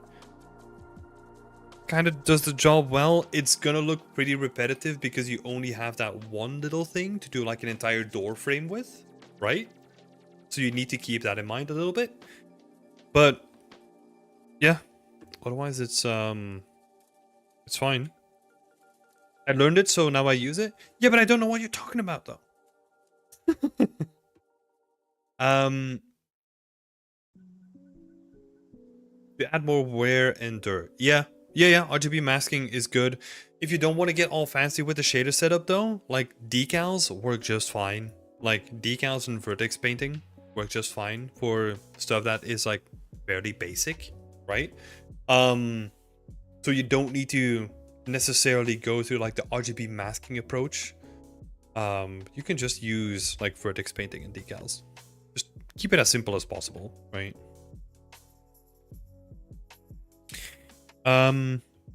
Yeah, okay. That sounds like not a lot of feedback then. I'm just gonna keep it to this. Oh, the wood paneling on the walls, like this kind of stuff then, right? Yeah. Okay. Yeah, you could. I would honestly just do like a really quick vertex paint on it. Like, in this shot, you barely see it anyway, so you only need like a little bit, and I wouldn't want to go through like substance painter and all that kind of stuff just to make it work. So just keep it simple. That's what I would do. Right, cool. Yeah. Nothing to add here, Malta. So, Malta? McFell. Oh my god, I was so confused for a second. Yeah, so nothing to add here, McFell. I'm just looking forward to the next update, right? I know that last week was like a little bit weird with we doing like an impromptu, like in between update. So, again, apologize for that. Yeah, looking forward to the next one.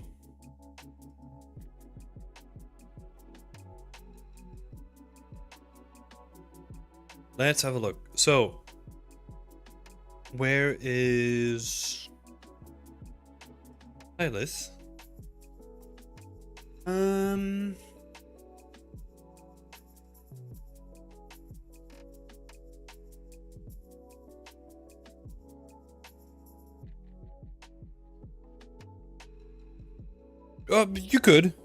You could use him, yeah. If you want to really overcomplicate yourself, yeah. Go ahead.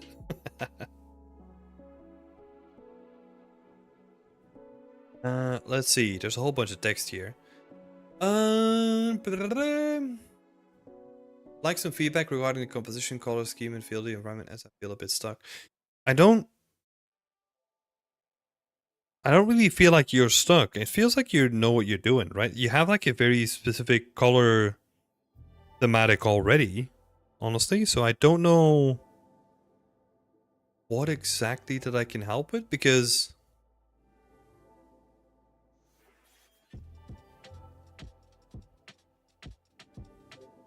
so okay, I'm gonna have a request here, right? So if you want my help regarding the composition, let's have a look.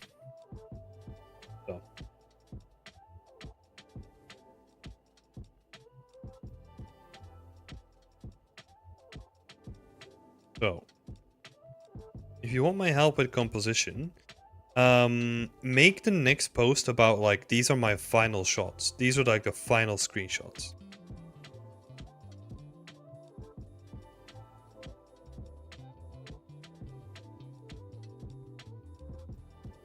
That's what I would say. Because now I don't really know what area is being worked on and what is still in progress, right?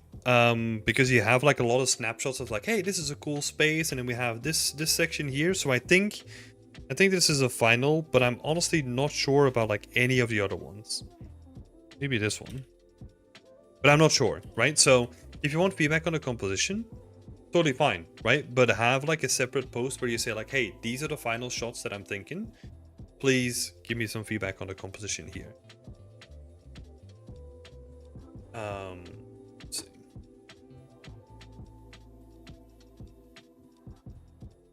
And the color scheme as well. I feel like the environment, in the feel of the environment, as I feel a bit stuck. Yeah, this is more of a dialogue, really, right? Because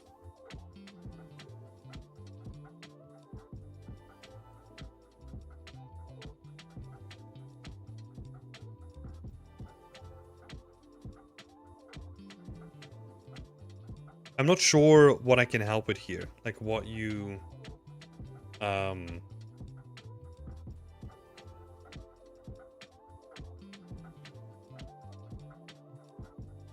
yeah. I'm not sure what I can help with here for like making it feel while helping you get unstuck, basically. Because it all depends on how you want to present it, right? So just as like a couple of quick notes in terms of like the colors, right? I would go for, because you want to have a contradiction, right? You want to have like the scene where it's like, oh, nothing's happening, and you want to have the scene where stuff has happened, right? So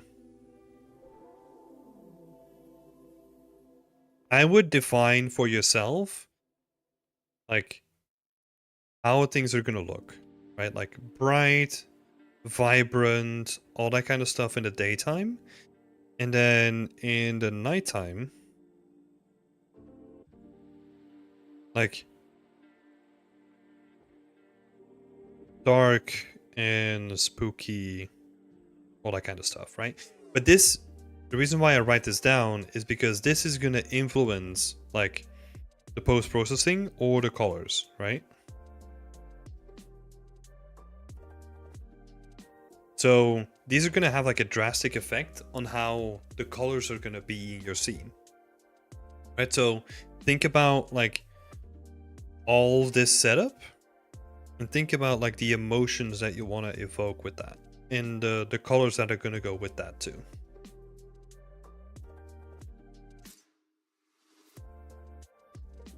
Pretty generic advice over here. I think we might even have this. Did we? Yeah, yeah. We talked about like the exact same thing last time as well, right? So,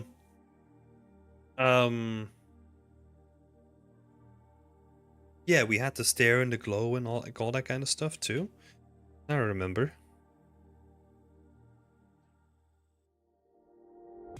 Yeah, because you're getting some interesting stuff here. It's just if you want to give this feel of like, hey, it is like after night, like I would honestly like have no lights here and have this be like the main focal point, or maybe have like really soft fill lights, right, in the same color as this light, or maybe even make the spot brighter, right, so that the focus point is definitely on the creepy stare that we see here, because this looks really ominous. It's just because the rest of the scene is being lit up too bright in comparison to the main focal point that we're kind of losing focus of the rest of the things, right? So this needs to be the brightest spot. And then the rest of it needs to be like dim in comparison.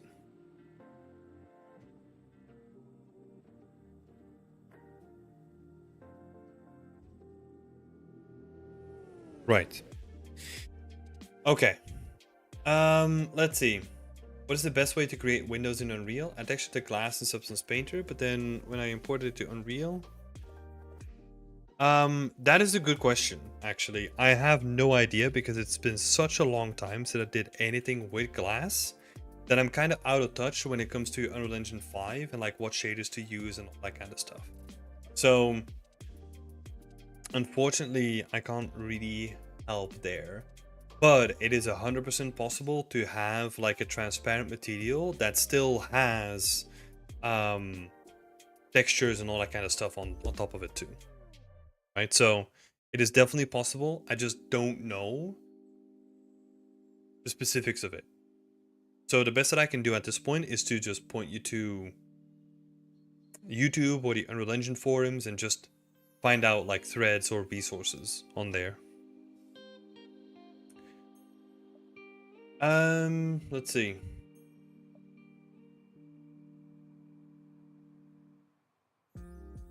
Going forward, I'm going to focus on sketching out 2 light compositions, one during the day. I will have some pinkish lights in one during the day where everything is beautiful and cute, and one during the night where I'll add blood decals and chaos on the table. I was thinking of having like blue moonlight coming from the windows in contrast. And in contrast, I will have some pinkish light on the stage area, because that is where the maid has been dragging the bodies. See, that's the thing. I would not have like pinkish lighting, because pinkish lighting like has kind of like a cute vibe to it, right? So I would really keep like a somber tone when it comes to like you want to set like a creepy stage, and I keep all the cute and like nice colors for the daytime lighting. That's the way that I would approach it. However, I'm not saying that you shouldn't try it, because you could have like a really interesting dichotomy happening, but you're gonna have to try that, right? But I'm just being like very careful about like using pink when you want to say like, hey, this is fucking scary, right? Because usually those two, it's really tricky to make them go well together. Finishing touches on the assets. Roses climbing. Yeah, I mean, all those ideas sound good. Just have a play around with it, right? It's what you want to make from it. That's what I'll say. I think the best that I can do is just say, like, have a think about like the daytime versus nighttime. Think about the colors that you want to use, experiment with those as well, and then maybe for the next time, give me like your final screenshots with like the compositions, and then we can look at like, oh, this camera needs a bit tweaking, or like this shot is probably not as good as the other one, so we can scrap it, or maybe we can add like another shot here so that we can focus on the individual things. That would be really awesome. And then we can potentially do something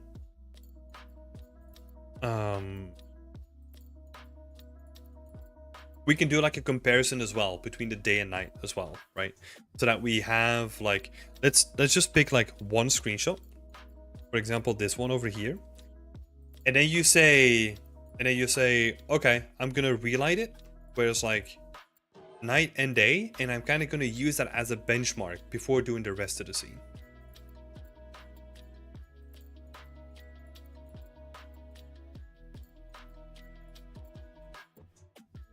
I guess like some other person mentioned, some areas looked a little bit empty and a bit weird. Yeah, and I think that's a great point, right? But that's why I want to focus on the cameras first, because let's say if the camera doesn't show the empty areas, then we're going to be filling up space that you're never going to see anyway, right? So let's focus on the cameras first, and then if we still realize that there's like empty areas, then we would definitely need to fill them up with something. For example, if this shot, like, this shot is good, right? In terms of set dressing, like, it feels very, very full. I think we can definitely have like a table here and a table here so that the mid is open, so that you can actually look towards the bunny, right? Rather than having a table in the middle of everything. And then this shot can definitely use some work where like a lot of this space is empty for no apparent reason, right? So we can definitely fill that up. But it's especially because you're trying to do something of like more involved storytelling. Let's first pick the cameras that are like really important to the story that you're trying to tell.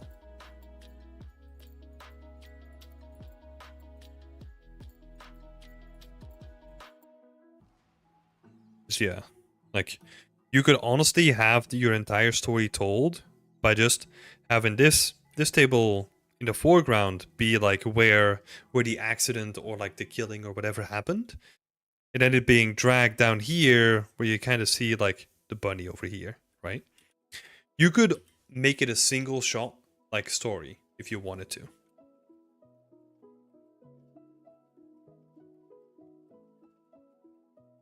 Sorry, I know that this is like a little bit all over the place, right?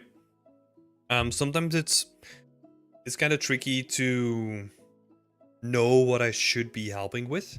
Does that make sense? So I think for next time, let's like try to isolate all the different things that you want feedback on, and then we can dig into like all the specific things. Right? Because, yeah. So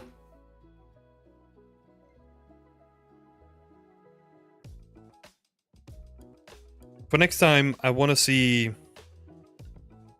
your final screenshots. A comparison between... Well, we're not going to go that far. Right? Because it's starting to feel more like a mentorship at this point. So, I will say, for next time, give me like the final screenshots, right? And then we can look at the composition and the camera angles, and then we can start from there. And if you still have issues with the colors as well, let's have a look at those too, right? Okay.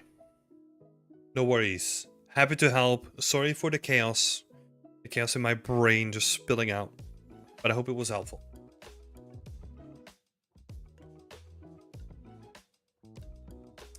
Hey, Michael! Oh, sorry, Coleman. Didn't realize I needed to add the whip tag. Is it too late? Yeah, it's unfortunately too late. I'm already running over time as well.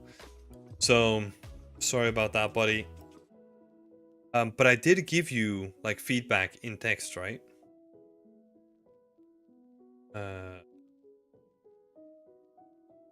Scene. I gave you feedback. I remember looking at that scene. Oh, yeah, yeah. Yeah. Okay.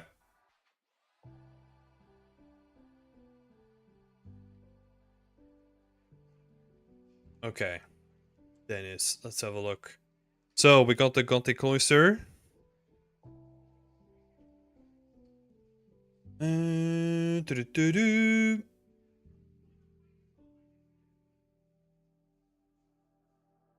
Let's see. Kind of like how it looks, although it seems that I messed up the sense of scale. The cathedral in the background seems to be not that big, while being 50 meters at its peak.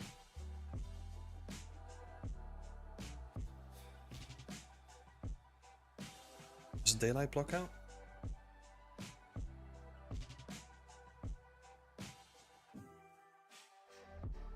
Oh, yeah, yeah. That's fine. Let's see. But I would go another pass on the proportions anyway, just in case. Would appreciate any advice on that. Honestly, like, it becomes really simple at this point, right? If you think that this one doesn't stand out enough, just move it up. Right? Or add like other sections and make it taller. At that point, it is just a background prop. Honestly, most of the focus is going to be on the foreground anyway. I would not bother about it and just be like really free. Like if it's not on the plane, on the floor or something like that, as long as it doesn't break or is like unrealistic, you can play around with that stuff, man. With anything in the background, you're basically free to do it, whatever you want.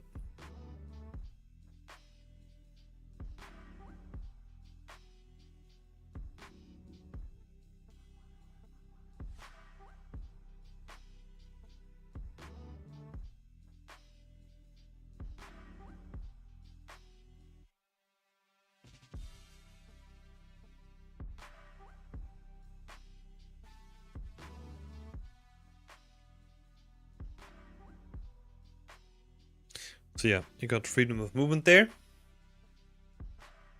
Right, so move that up and down as you want. Think there's a Johnny model near the entrance of scale. Maybe it will get better when I add some small details, but I will go another passenger anyway. Appreciate any.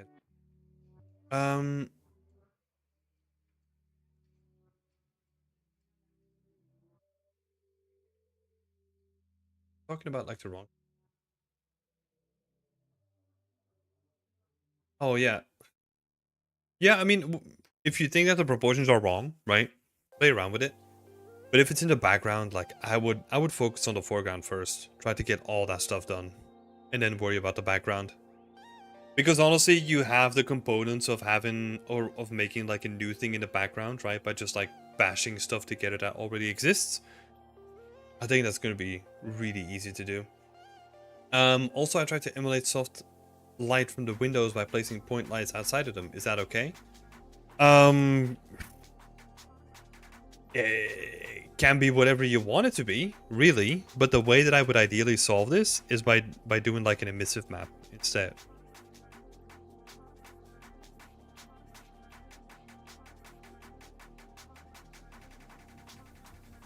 That's the way that I would do it.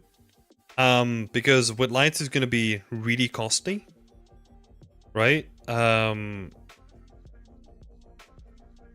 yeah, emissive maps are now integrated in Lumen as well, so it's going to have the same effect, and it's gonna be like a little bit more optimized. I think it's also going to look better because a point light is not going to have like the same like kind of window as like you would expect from like a rectangular light or an emissive volume, or like, well, not a volume, but like an emissive texture.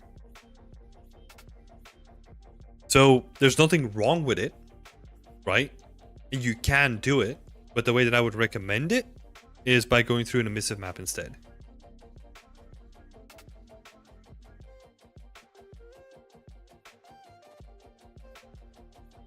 But it gets ugly when I crank up the emissiveness. I think that's when you need to work a little bit more on your texture, I think, right?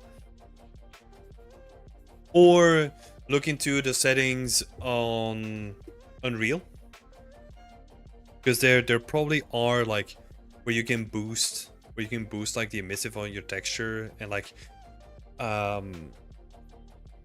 hold up, not boost like the emissive on your texture, but like boost how effective the emissive is in Lumen, right? I mean, there's like a ton of options, right? What is also always interesting is that you have like a softness to them, right? Where you have like a little bit of a fall off in the individual like squares as well. That could help as well with just like softening the whole thing up.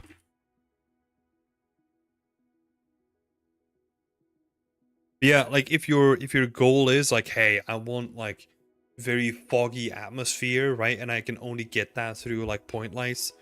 Who cares? You know? Play around with it. I got quite confused with the camera setup. Simple 16:9 is not enough to capture the whole scene, so I kind of play with the lens size. Not sure if it's the right way. Let's see.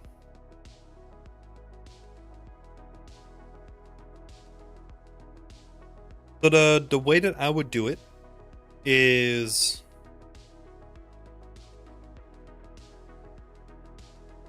yeah, you have like your sensor width and your sensor height, right? And that lends itself to like a certain like aspect ratio. I think if you go into your film back settings, you can kind of set it to like cinematic or something like that too, right? Where you have like a very wide field of view. That's perfectly fine. I would try to stick with some of the previews, right? Or like presets. But again, it's whatever you want, right? If you want to capture the whole thing and this is the ideal setting for you, yeah, do it that way. I just want to really emphasize that there is no right way, right? I want to make that like 100% sure. Like everyone is just, this is still art, right? So in a studio, there's gonna be like a cinematic artist that's gonna take hold of the camera, and that camera is gonna have like specific settings. Cool, right? Good for them. That's what they love to play around with. At this point with personal work, like if you have a camera that's 16:9, or if you have a camera that is like widescreen and you played around with the settings, no one cares. I love to play with like really exaggerated FOVs because that really helps with like the sense of scale, right? That's my thing. No one said anything about it. So there's no wrong things.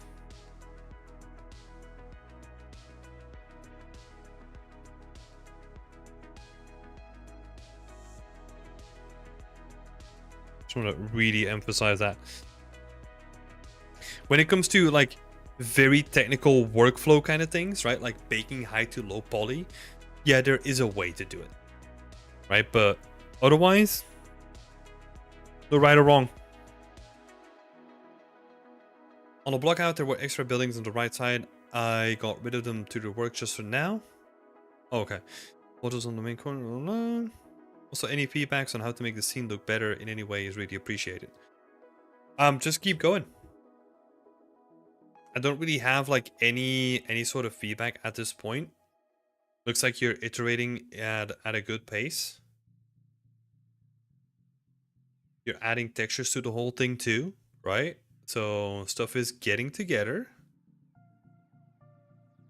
You're getting stuff together. I like it. We're getting some textures to come in as well. If you want to make all this stuff look good, there's some really easy things that you can do by just, you have your wall here, which is just like a solid block, right? Every now and again, pull one of these bricks out.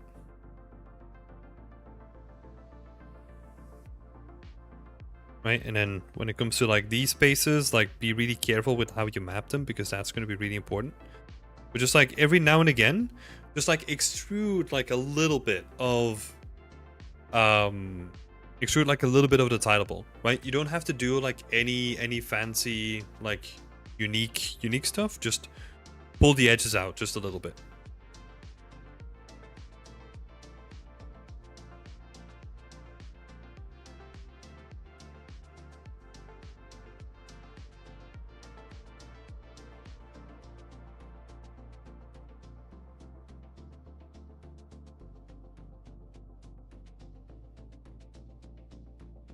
That can be a blessing as well. I love what you're doing with the floor already. That's looking really nice. Really nice and bespoke. That's going to be awesome. I would just say, keep going. Looking nice so far.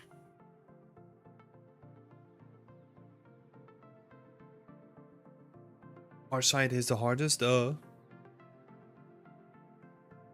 the fun part. Where all the good stuff happens. Is there a way to see what UV cells are overlapping in Maya? The default shading options are not working. I've got no clue. It's been years since I've worked in Maya, so you're probably asking the wrong person. Maybe someone in chat knows it though. Then last one for today. We got Sammy. Let's have a look. Let's have a look. Where are you? Post-apocalyptic merchant layer. Trying to create like a merchant NPC layer that could fit in the games like Escape from Tarkov, all those things. Trying to get feedback on what's been done already. Okay, composition and the propsing, etc.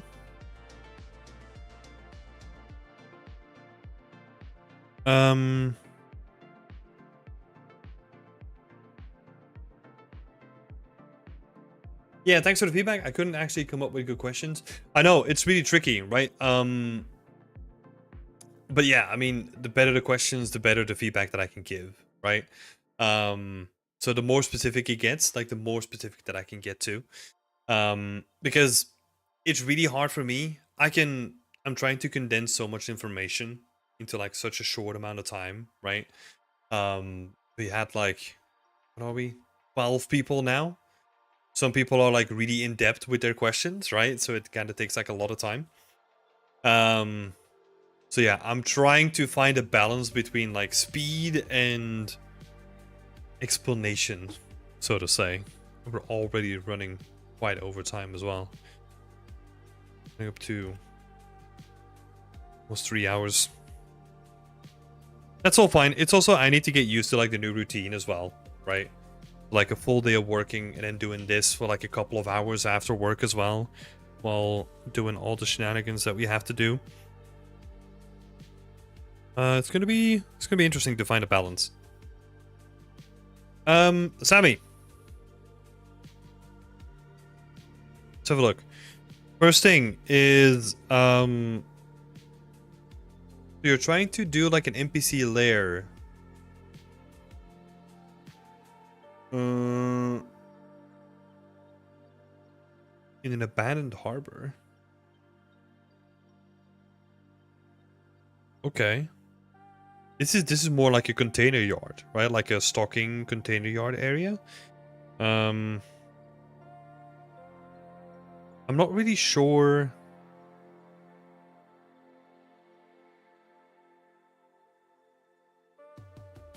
Where's he trading from?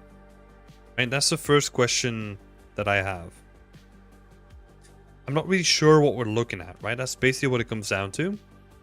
Because like I can see that there's like a lot of junk, but it doesn't feel like a shop necessarily.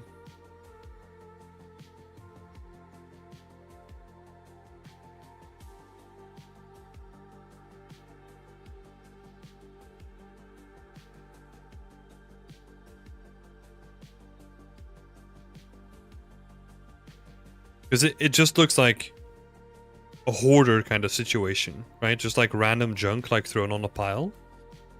And that also makes it like really, really difficult for me to give any sort of feedback on the composition because I don't know where you want to base the composition around, right?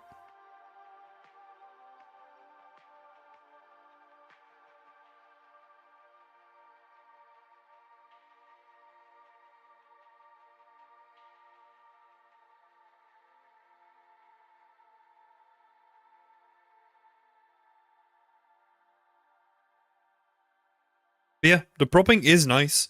It's just that the propping feels like it's more catering towards like a hoarder kind of just like throw everything into a pile kind of situation than like an NPC merchant kind of layer, right?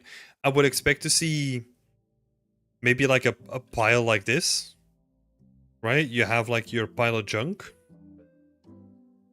that is basically it's just junk, right? Like no one's gonna use it. But then you have like on this side, you have like a little tarp.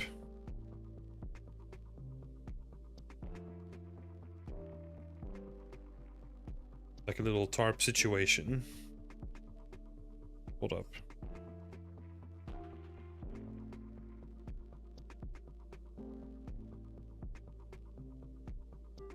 Like a little tarp situation where you have like the actual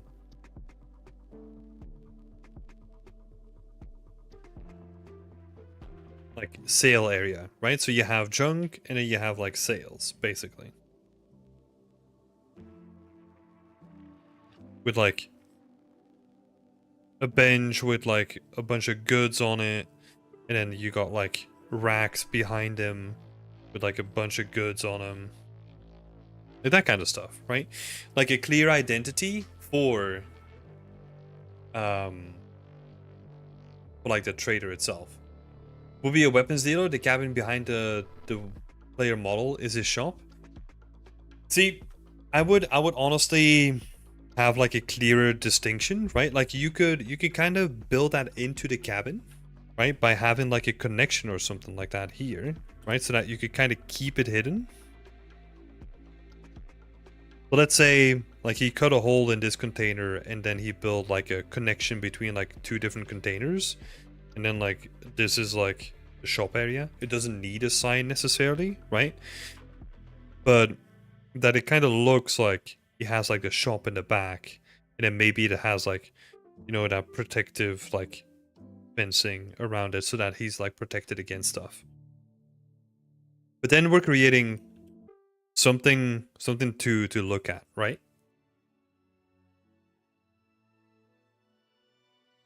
Hey Liz. No, you didn't submit too late. I think you were pretty early this time around. So you should have passed all the way in the beginning. Because we definitely talked about your wooden material and the chair as well. I think you were one of the first ones actually this time around. So definitely passed by. But yeah. Back to this, like something to like really focus on, right? Because I think the composition itself, it kind of has like a very nice like triangular kind of shape, right? And it's kind of leading you towards this space very naturally. That is really interesting.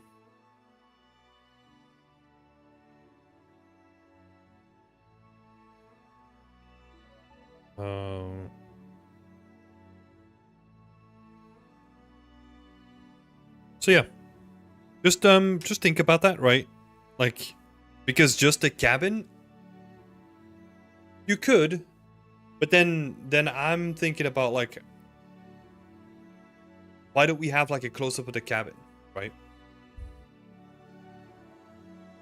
That's the way that I kind of look at it.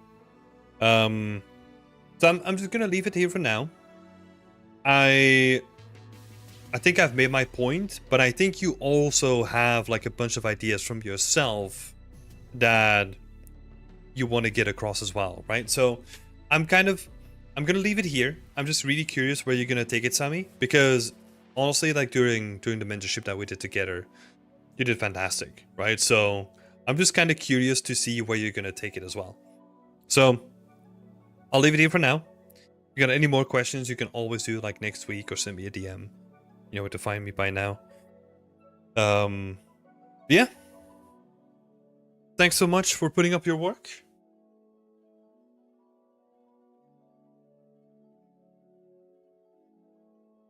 Hello, Think Tanker. Hell yeah. No problem, thank you. No worries. Happy to help. Non-compete clause as rule illegal in the US. Hope EU follows soon. I think they're like completely different. Like they are like really prohibitive in the US.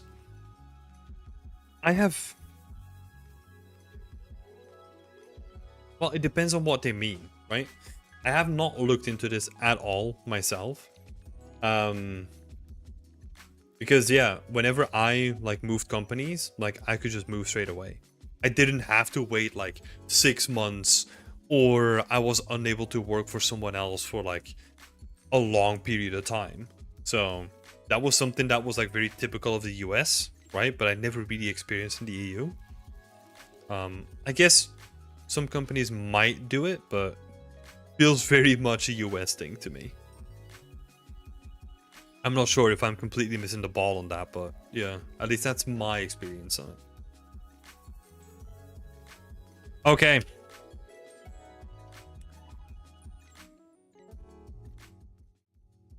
And we're still live. Can you believe it? We did like two hours and like 45 minutes and we're still live. No shenanigans like last time. Is there a guide for posting work on ArtStation? Like how to have a good work presentation? No, not really. Because I feel like a presentation is always like very personal, right? To me, a presentation needs to be able to tell a story. It needs to be what are actually some good rules? If we're talking about the actual presentation, right? I don't want to see too many logos. I don't want to see like any fan art on the thumbnail. I want to have like a clean font that's not too big, doesn't take away from the art, most importantly, right? Like a font that is like nice and subtle. Yeah, keep it very minimalistic. I don't know if there's actually like any good resource that I can send on this. I can't really come to one. Yeah. Red circles and arrows in the thumbnail. Oh god. That would be the worst. I mean, I feel like that's like ArtStation Marketplace at this point, right? It's just with all the AI generated stuff anyway. Yeah, no, there's not really like a good presentation. There's just like people that do really well, like presentation wise, right? What about an Unreal Engine logo on the thumbnail? So this is interesting, right? Like me and Angelo have talked about this. I've talked about this like multiple times, and I have everyone kind of has their own opinions on it, right? I feel like Unreal Engine logos, like they make sense on things that you would not expect to be made in Unreal Engine, right? Because otherwise they kind of defeat the point. Because on 90% of the images where you have an Unreal Engine logo on it, you can tell that it's made in Unreal Engine. So what's the point of the logo then? Right? It kind of defeats the purpose at that point. So, yeah. I feel like in the beginning, right, it made a lot of sense. But now, the longer it goes on, the less it makes sense. Like in the beginning of Unreal Engine 4, in the beginning of Unreal Engine 5, right, whenever stuff is new and you make like something that's so out of this world that you can't believe it's a game engine, slap that logo on there, right? Because people are not going to believe that it's made in Unreal Engine unless you put the logo on there and that makes them click. But now, yeah, no one cares if it has a logo or not. It just gets into the way of the art at this point. How do you feel about whip on ArtStation? Nope. ArtStation is only for completed stuff. Keep the whip for your blog posts. Perfect way to do that. Build up like well, like how would I say this? Like a following or like a consistency when it comes to having a whip on your blog posts, right? And people will actually follow that. But when it comes to having a whip that is on your portfolio itself, I don't think it should be there. Like, your art station is your portfolio. If you have a whip on there, like, you run the risk of people thinking that that might be like a finished piece, and that they assume that you know that they might assume that they don't know what you're doing, right? With your portfolio, you want to reduce all the risk. You only want to put your best work out there, and that's it. So yeah. Yeah, no. And also same with fan art, right? Like, that's something that we discussed like a bunch of times before.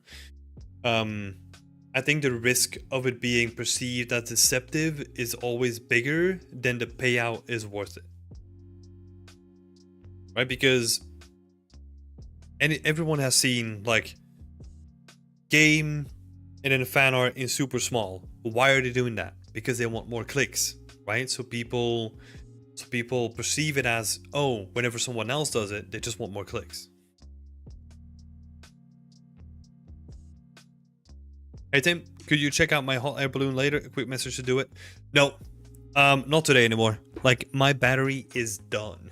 I've worked without anything else for like 11 hours now, so I am done for today. I will see if I can get to it later, or someone else can pick it up as well. We'll see. Okay, with that being said, oh, let's see. Michael, I have a block out from a long form project on my art station just because a job applied for mentioned level design as a bonus. But I won't be finishing the project for months. So here's the thing, right? Like, a level design is a completely different skill. Like, most of the environments that we do are not related to level design. That's just the truth, right? Because as a level designer, what you're doing is you're making playable spaces that have the player's intention in mind. That's not what we do as environment artists, right? So yeah. That's the thing. Like, if it is like a level design blockout that is made with the intention of the player in mind, that's completely different, right? But most of the stuff that we do as environment art is focused on the art rather than on the design of things. So yeah. Here's, for example, like an older project that I did that this is like a student project, right? So I'll bring it up. Really old now. Let's have a look.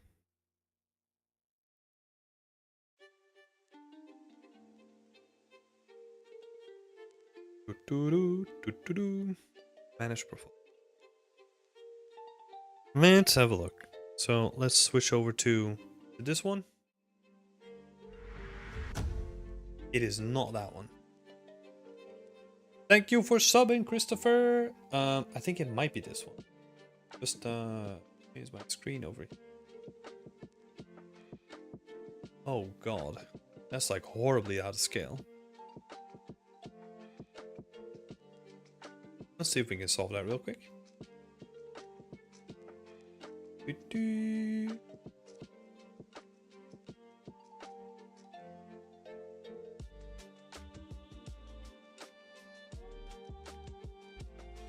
Let's do this. Yes. Okay. So this one over here. So this was actually like a level with like, it looks horrible now looking at it, but like, this was actually a level that was made to be like a 1 versus 1 arena shooter inside of Unreal Engine. So this was like done through like lots of play testing and all that kind of stuff, and it was actually made with like level design in mind, right? Like, most of the other stuff that we do is just to make pretty things, right? We don't really think about like how the players can traverse, like how do they get up and down, like does it have elevators, all that kind of stuff, right? So yeah, totally different purposes, right? Like, if you have a project that kind of does both, like, that's a benefit, right? But it's not often the case that that happens.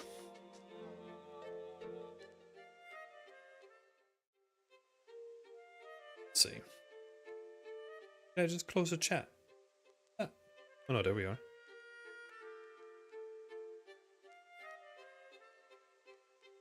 I assume level design portfolios are completely different. Yeah, 100%. The job that we do compared to level design is 100% different. So we actually work really close together, but level design thinks about like the functionality of a space, and they usually work with gray boxes.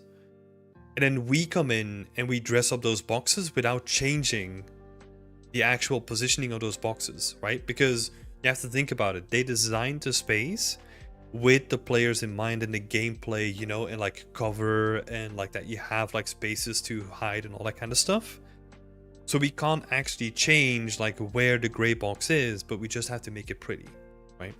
Good examples for this are like Valorant, right? Like if you look at artists that work on Valorant, what they get, and this is also like very public as well, so this is super interesting to look at. They get like gray boxes and then they just have to stick to what they get from level design and just make it pretty. So I want to be a level artist. What's the main difference between this and environments? Level art is basically a subcategory of environments. A level artist is someone who goes into the engine and purely focuses on the set dressing with pre-existing assets. Right, so they take on board like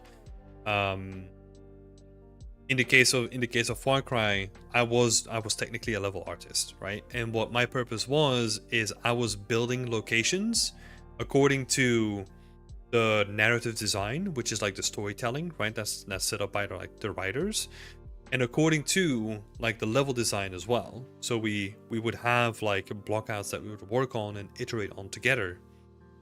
Whereas, and it would like involve like very little, or like in the pure sense of a level artist, it would involve like very little terrain work and all that kind of stuff.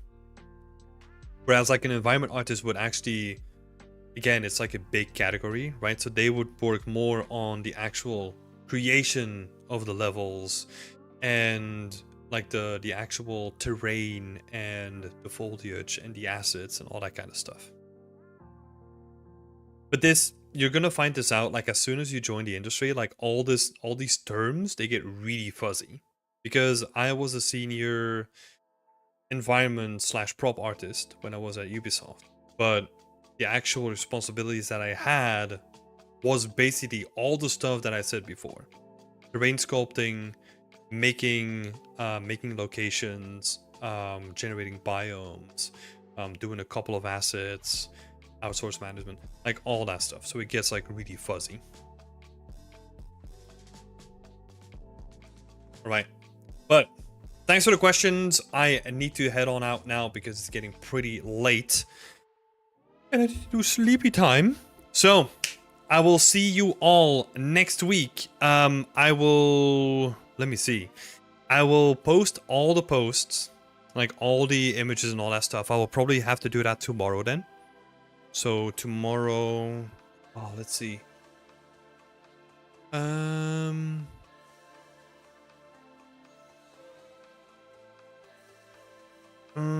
Or maybe I have to do it like in a little bit. I'll have to figure out. Well, you'll see like all the overpaints. You'll see like all the overpaints like appear as well soon. I don't know when yet because I still need to figure this out. It's getting pretty late, so I might have to do it tomorrow morning or something like that. I'll figure it out. Wait, so you're doing modeling at this time? I'm not sure. I'm not sure. It's too early. I'm still onboarding. I really like the set dressing aspect of the environment design. Though I assume it's harder to become a level artist than an environment artist since it's more niche. I don't think so. Because if you think about it, like the open worlds and the amount of open worlds that are out there right now, like they need people to actually set dress those worlds as well, right? I feel like an environment artist, right? If we look at like the term environment art, I think it's more about like generalist. Environment art generalist. That's the way that I look at it now. Because as soon as you get hired in bigger companies, you're gonna have to branch out anywhere. Like you will be called an environment artist, but you have like a specific niche that you're usually working towards. Unless you're in like weird situations like I do. Or like I ended up with at Ubisoft, for example.